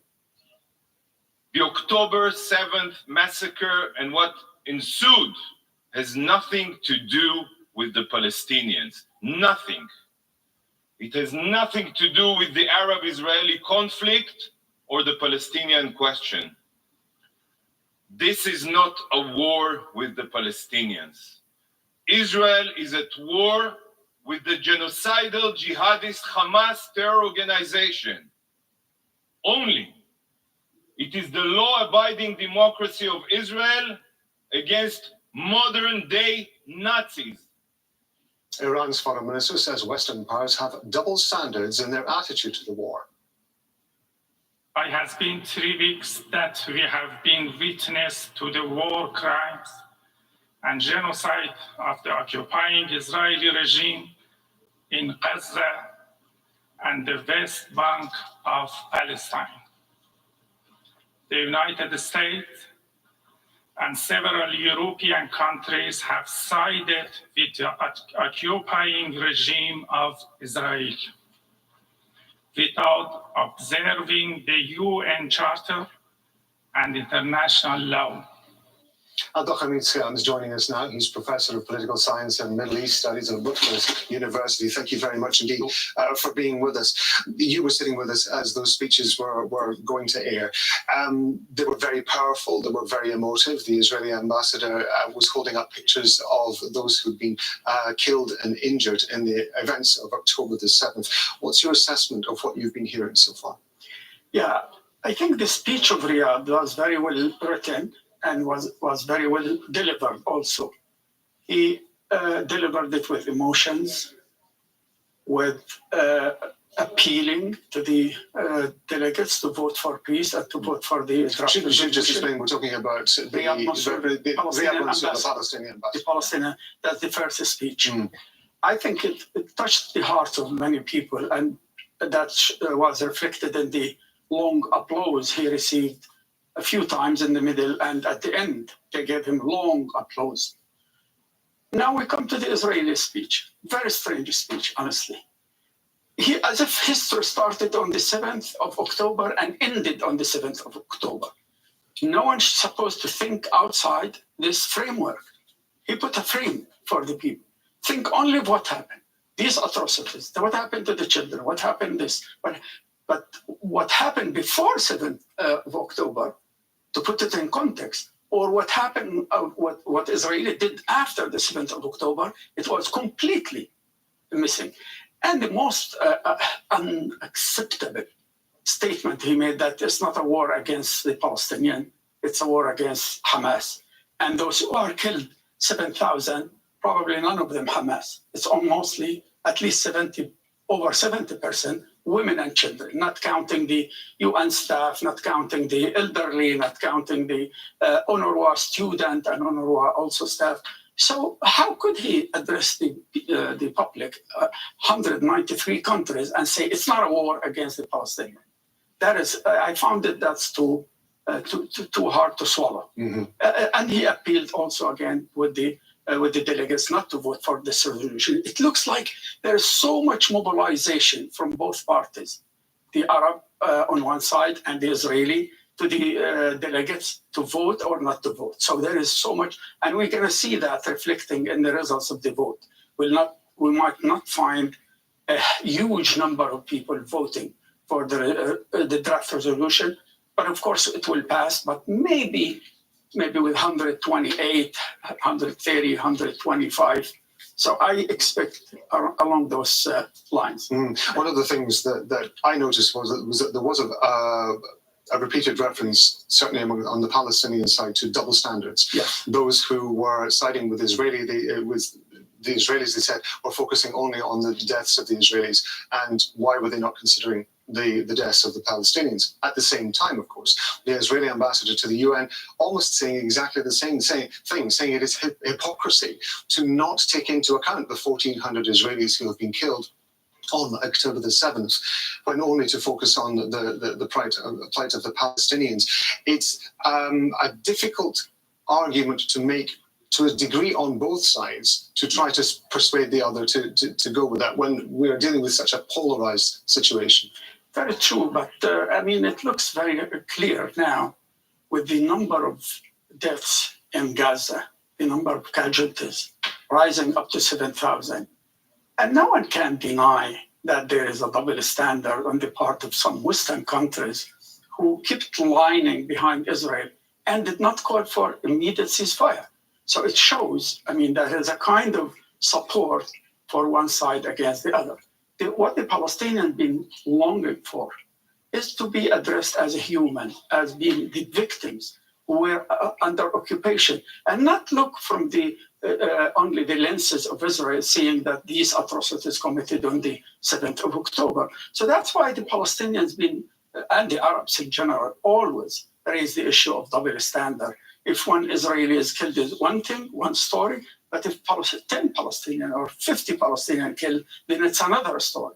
That's what this analogy always come back to the floors of the General Assembly about the double standard, both in the Security Council and the GA. The Israelis want also the delegates to adapt their own narratives, which sometimes I found this is not convincing, because there is occupation here. You cannot deny it. You cannot look the other way. You cannot deny that the Palestinians are being subject to most brutal occupation for 56 years, and Gaza under siege for 16 years. These are the facts. So why people ignore that? Why the draft resolution of the United States did not mention even that? So that is where the Arabs and Palestinians keep complaining about this double standard. Really appreciate your analysis on this. Abdul Hamid Sam, thank you very much indeed. Well, Tariq Abu Zoum is in Khan Yunis for us in Gaza. Tariq, I understand that there have been some more Israeli airstrikes in Gaza going by the shots we're able to see from the agencies here. What's the latest for you? Well, Israel has broadened its wide-scale attacks on the Gaza Strip, hitting several areas during the last couple of hours. During the last hour, different residential buildings were flattened and leveled to the ground due to the Israeli ongoing strikes, starting with the north of the Gaza Strip, where Jabalia refugee camp was heavily bombarded by the Israeli artillery and even by the Israeli air forces. Different residential houses were leveled to the ground. According to the Palestinian Ministry held inside the Gaza Strip, there are still more than 1,900 Palestinians are still missing under the rubble. Also, the attacks continued in Khan Yunis city, where we are standing right now. A complete residential neighborhood was leveled to the ground. More than 20 Palestinians were killed, with dozens others were injured. The attacks also included the eastern areas of the Gaza Strip, which witnessed massive bombardment since the early beginning of this day. What we're Palestinian witnessing at these times is beyond compare and considered to be a little bit beyond compare in terms with the previous kinds of attacks that had been witnessed throughout previous round of escalation. According to the Ministry of Health inside Palestine, inside the Gaza Strip, more than 7,000 Palestinians were killed, with more than 17,000 others were injured. And this number is potentially will increase if there's going to be more and further Israeli attacks on the besieged territory. Tariq, for those who are still trying to live through the attacks as they're continuing in Gaza, give us an indication of the kind of lives that people have. We know, of course, that there is a difficulty in getting fuel there. There's a difficulty in getting water, and obviously one would imagine some food as well. What is a daily life like for somebody living in Gaza? Well, daily life in the Gaza Strip is really catastrophic. The humanitarian conditions of the besieged territory are witnessing massive deterioration in different aspects, specifically with the ongoing Israel-closed borders and with the limited number of humanitarian convoys that enter the Gaza Strip since the early beginning of this round of fighting between Palestinian fighters and the Israeli occupation forces. The current situation on the ground is really beyond description. People are forced to line up for long hours in front of the bakeries in order to have an access to a few loaves of bread. Meanwhile, Palestinians cannot no longer bake at their houses because of the ongoing blackout of electricity. Even bakeries do not really allow just only for every single person to take around a quota of 3.5 kilograms of the bread, and this amount of the bread is considered to be barely insufficient in order to match the needs of extended families in the Palestinian territories. And even with the ongoing prevention of fuel entry to the Gaza Strip, the situation also in different aspects of life is deteriorating, specifically in the medical. 3 kilos of bread, 3.5 kilos of bread. That's to run out of the fuel, even that 4 loaves. The medical For how long? The territory. That's an enormous amount of bread. The Israeli military says that it carried out a ground raid on Hamas targets inside northern Gaza overnight. 3.5 kilos of bread. It's huge. As you know, I'm a food bank, so I know exactly what's. It's 4 or 5 loaves of bread. It's huge.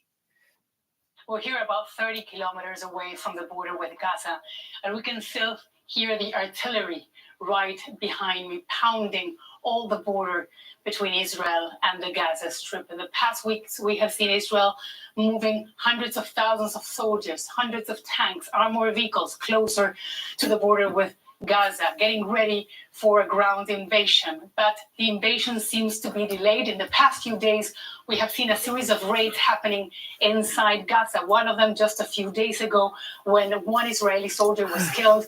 And on Wednesday evening, there was another specialized raid inside Gaza using tanks. The Israeli military claims that they were targeting tunnels, infrastructure, and also trying to clear the way to prepare for this ground invasion, where they were also cleaning up all the area closer to the border with Israel, where the Israeli military says Palestinian fighters have been using to launch rockets towards Israel. We've been seeing a barrage of rockets heading this way in the past few days. A few hours ago, we all had to run to a shelter because of this. But it's been almost 3 weeks since the October 7th attacks happened. And from the very beginning, the Israeli government says that they were going to destroy Hamas, launch a ground invasion into Gaza. Well, now the situation seems to be changing. They're trying to be more realistic, telling the population that this type of attack, a ground invasion, urban warfare, it's going to be extremely challenging, extremely difficult.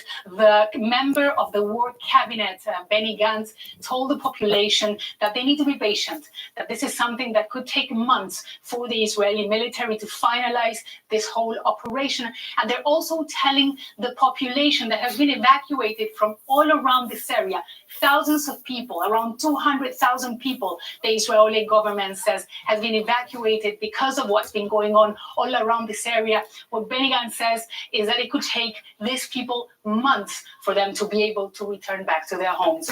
Elisa Wo, Al Jazeera, Ashdod. Al Jazeera, Ascot. Lebanon has called for stronger support Raymond from Duggan, regional allies, Al Jazeera. including Hezbollah. We're going to go to Ali Hashim, who's in Nakura in southern Lebanon. So what is Hamas seeking from its allies, Ali? Well, since the beginning of this conflict on the 7th of October, there have been several meetings between Hezbollah and Hamas leaders. Actually, just a couple of days ago, Saleh al-Aruri, Hamas's deputy Politburo, met with Hassan Nasrallah and the Secretary General of the Islamic Jihad. Now, we've been hearing several Hamas officials calling on more support from Hezbollah, on more activity on the northern border with Lebanon's southern border with Israel. And today there was Ghazi Hamad, a Hamas official, who spoke to agencies. And let's listen to what he said. Our philosophy and our vision to open all the fronts. We want all parts to participate in the resistance against occupation. We want to open all the borders for all people, because I think it is not logic that the people in Gaza, they are just fighting and they are targeted and they are killed and they are murdered.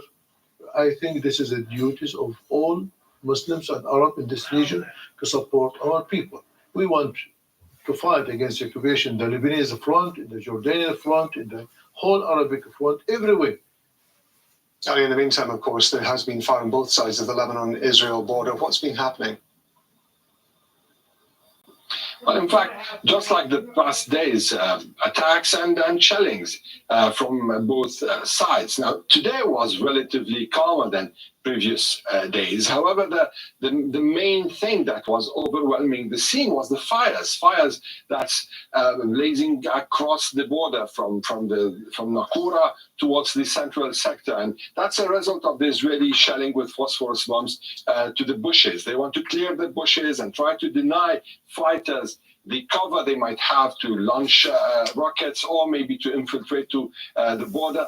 So there was a campaign of shelling over the night and in the morning. And just a few minutes ago, we had two missiles. We don't know if this is incoming or outgoing. Well, however, still, the Lebanese border is still a front. And every day there are kind of anticipation of escalation. We can see that every day with how things are and the development of the situation in Gaza. Actually, back to the first question with the Hamas leader, asking for more support. It's playing a role in a way or another in relieving Gaza from the pressure. But the more this front is going to be on fire, the more there's going to be pressure on this front, the more it's going to be difficult for the Israelis, at least from the point of view of Hamas and maybe Hezbollah, to fight on two fronts.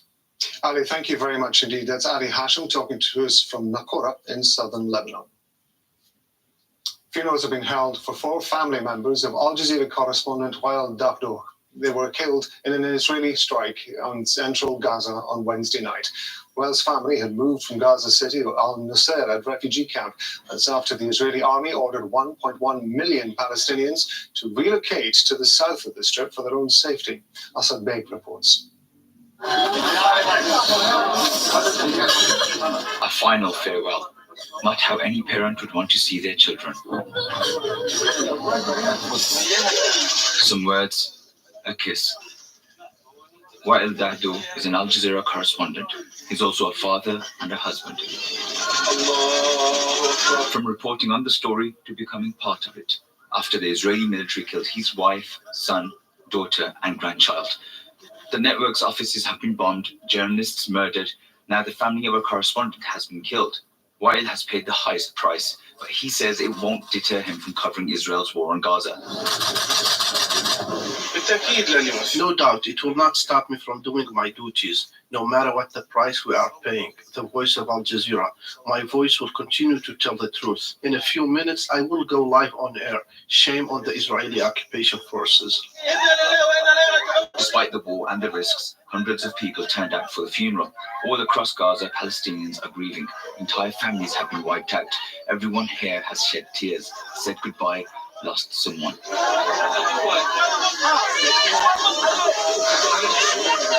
In one of the most densely populated places on earth, Palestinians have to make room to bury their dead. A family who lived together, now side by side in the ground together. But Israel's war on Gaza isn't over, and the living carry the pain, wondering if it will be their turn next. Asad Beg, Al Jazeera. At least 15 of the 35 hospitals in Gaza have been closed due to damage or a lack of fuel to run operations. Those that are left are struggling with dwindling medical supplies, water and fuel. Hospitals say the lack of supplies and the Rafah border crossing remaining closed is preventing them from properly treating people badly injured by Israeli air attacks. This is one of my nephews. My brother's wife and children were all killed. The child was injured 2 weeks ago. And because all the border crossings are closed, we couldn't move him for medical reasons. And he's died. There is no medicine for efficient treatment, no fuel. The doctors did their best. Turkey has dispatched 10 planes with power generators, medical supplies and healthcare providers to Gaza. Ankara is also offering to treat Gaza's injured in Turkey. President Recep Tayyip Erdogan reiterated his support for Palestine. Children from Palestine are the same as children from Israel. A child is a child regardless of their nationality. It's a disgrace to remain silent in the face of killing children. If we don't speak out, this is on our conscience. We defend humanity and the right to dignity. We can't allow more children to die. Turkey has always taken a balanced stance, and our position towards Palestine is just and rightful.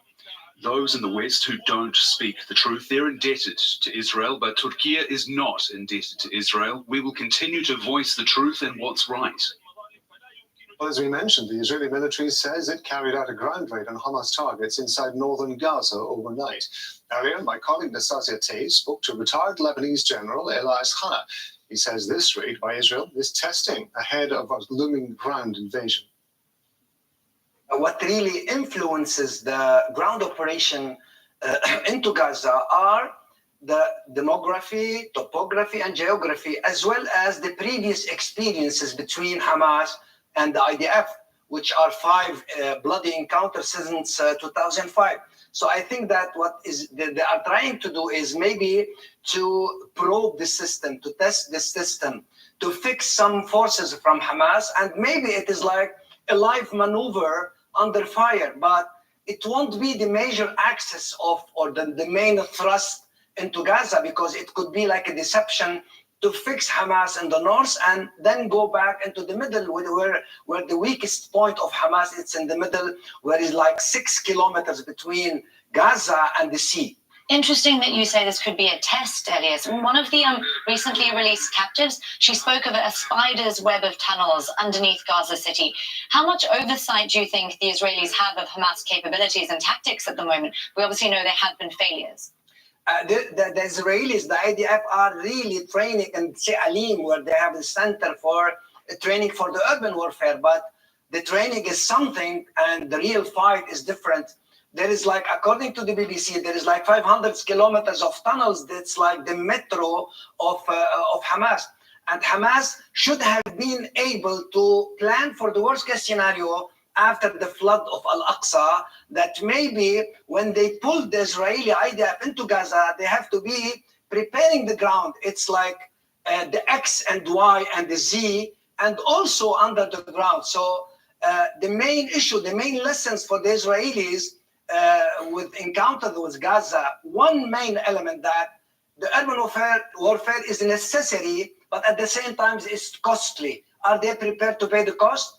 Well, given that's the case, then, if we're talking about some very bloody urban warfare potentially ahead, strategically for Israel, what is their next move here?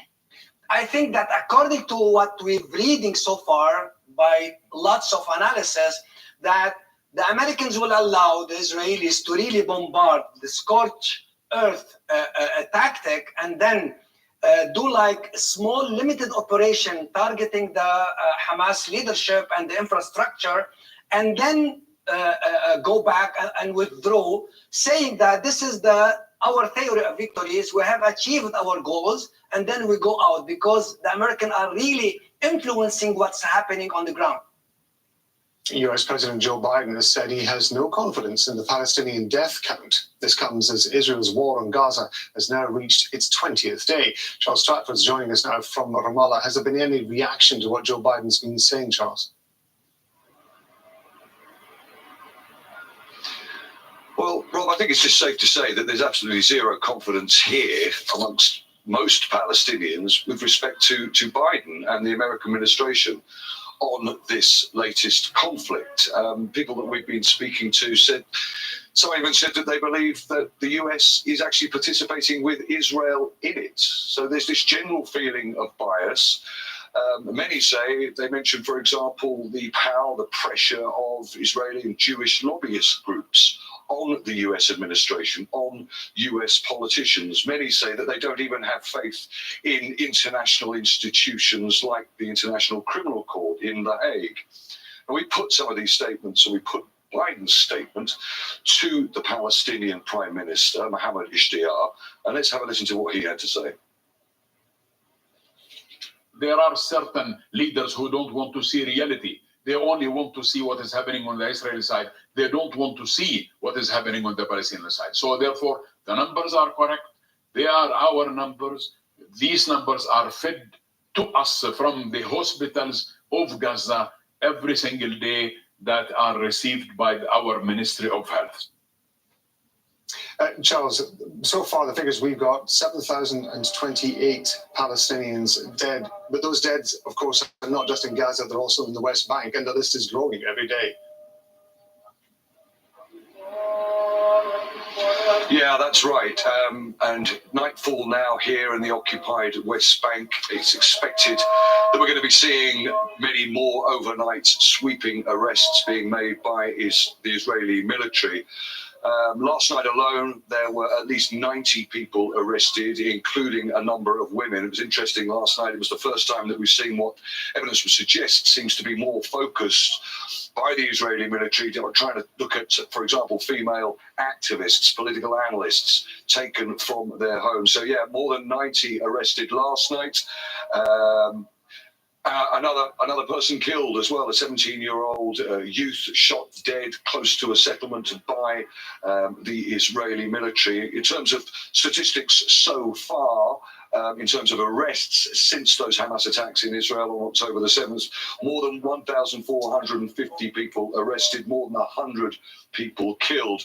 Some interesting new stats that have been issued in a report by the UN Organization OCHA yesterday, the 25th of October. This looks specifically at an increase in attacks by settlers on Palestinians since October the 7th. The UN are saying that they've seen a 7-fold daily increase, average increase of attacks on Palestinians by settlers since October the 7th. 138 attacks, they say, resulting in either casualties on Palestinian casualties or damage to Palestinian property since October the 7th. They say that more than a third of those attacks involved the threat of the use of firearms by settlers. And of course, the Palestinians say that the army stands by. They accuse the Israeli army of actually protecting settlers during these attacks. So not only are you getting sweeping arrests, but according to the Palestinians and Palestinian rights groups, you're getting a situation whereby the settlers are increasingly being given carte blanche to behave like this, protected by the Israeli military. So yeah, it's 7:30 in the evening now. We are fully expecting more raids, more arrests throughout the occupied West Bank throughout the night.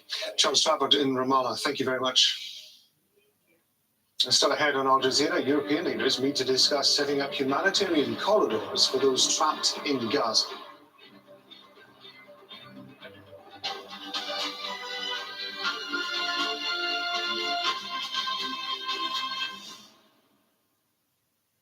Hello, good to see you. For the first time, a hurricane in the eastern Pacific made landfall in Mexico as a Category 5 storm. Now, this happened around Acapulco. It's injected a lot of moisture into the atmosphere, so still a legacy of showers left behind in Acapulco today on Thursday. Now, I want to show you Central America because it looks like something else is trying to cook up here just off the coast of El Salvador. So that's something we're going to watch carefully over the next little bit, and we've got to talk about this. A snowstorm for the northern plains pushing into the Canadian prairies. In this zone, could see about 10 centimeters of snow. Temperatures a good 20 degrees below where they should be this time of year. But on the other side of things, it's warm through the Great Lakes, but we've got a line of showers and storms extending from the lakes right down to Texas. Some of these could be severe storms through Arkansas and Missouri, for example. Now, for the U.S. Southwest, things pretty quiet. Few showers coming here into the picture. LA at 21. Into the top end of South America we go. Still getting struck by solid bands of rain off the coast of Ecuador and Colombia. South of this, meantime, the weather alerts remain for most of Argentina for just how hot it is this time of the year. Bahia Blanca, 28 degrees, maybe 30 over the next little bit. See you soon.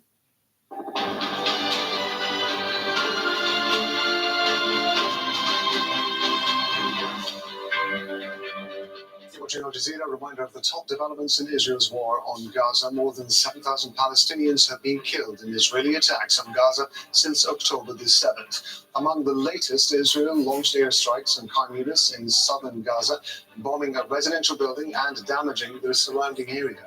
At least 26 Palestinians have been confirmed dead there. The United Nations has been holding an emergency sitting of its General Assembly to discuss the war on Gaza following 2 failed Security Council resolutions. A senior Hamas official based in Lebanon has called for stronger support from regional allies, including Hezbollah, as fighting at the Israeli-Lebanese border continues. Al Jazeera as well, Al Dawdura has returned to work following the funerals for 4 members of his family. They were killed in an Israeli airstrike in central Gaza on Wednesday. In his first report after the funerals, he talked about the continued shelling in Gaza City.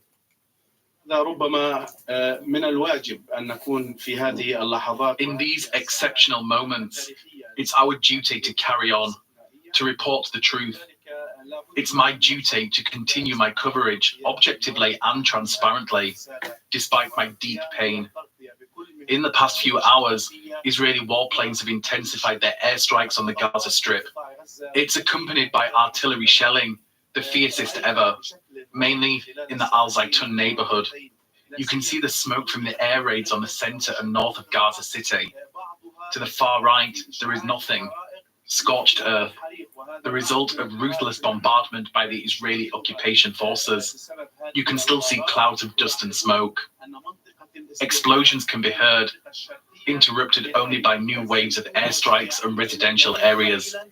It is clear that white phosphorus bombs were used in some of these areas. As we speak, a new wave of attacks simultaneously from air and the ground pound densely populated areas. This has been non-stop. Many residential buildings have been leveled. This indiscriminate shelling has caused massive damage in Al Zaitun. And as the bombardment continues, there will be more explosions, more fires, and of course, more victims. People are using their bare hands to recover bodies from the rubble and search for survivors, as we saw earlier. On Wednesday, the entire Yarmouk neighborhood was wiped off the face of the earth. More than 100 Palestinians were killed and more buried under the rubble. Today, residents managed to rescue 2 survivors. Dr. Hamid Sqiyam is joining us now. He's Professor of Political Science and Middle East Studies at Rutgers University. Thank you very much indeed for being with us. You've been through with us while we've been covering that UN General Assembly special meeting. You've also been following the events that we have been following as well. I want to ask you about the senior Hamas official based in Lebanon who's been calling for support from all its allies, including Hezbollah, to join this fight.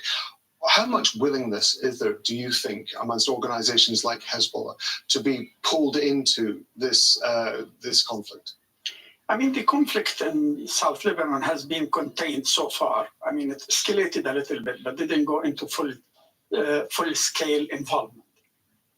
Now, as we heard the foreign minister of Iran speaking in the General Assembly, Mr. Al-Lahyan, he said if there is a genocide, an invasion in Gaza, we cannot continue silent.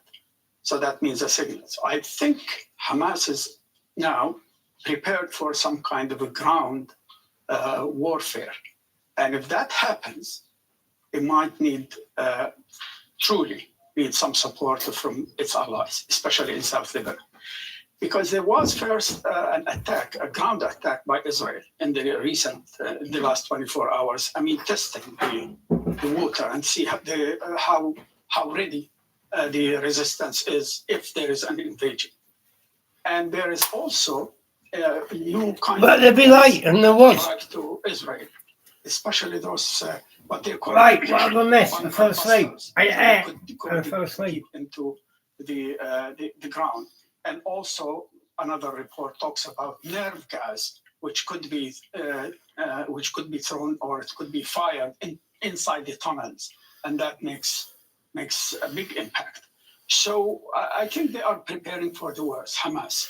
So they need to see their allies coming to their rescue if that happens, to be prepared at least.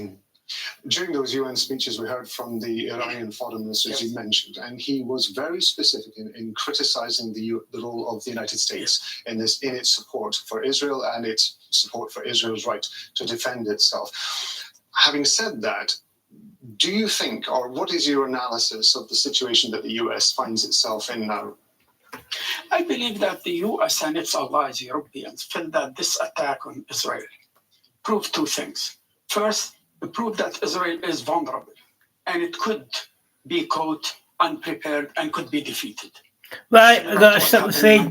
Battery's flat, I'm So afraid. that is an alarming So I've got to plug in. that went to the US and For some unknown reason, the second, it's they feel that it's not not a charging. war against the Israel itself, but against this investment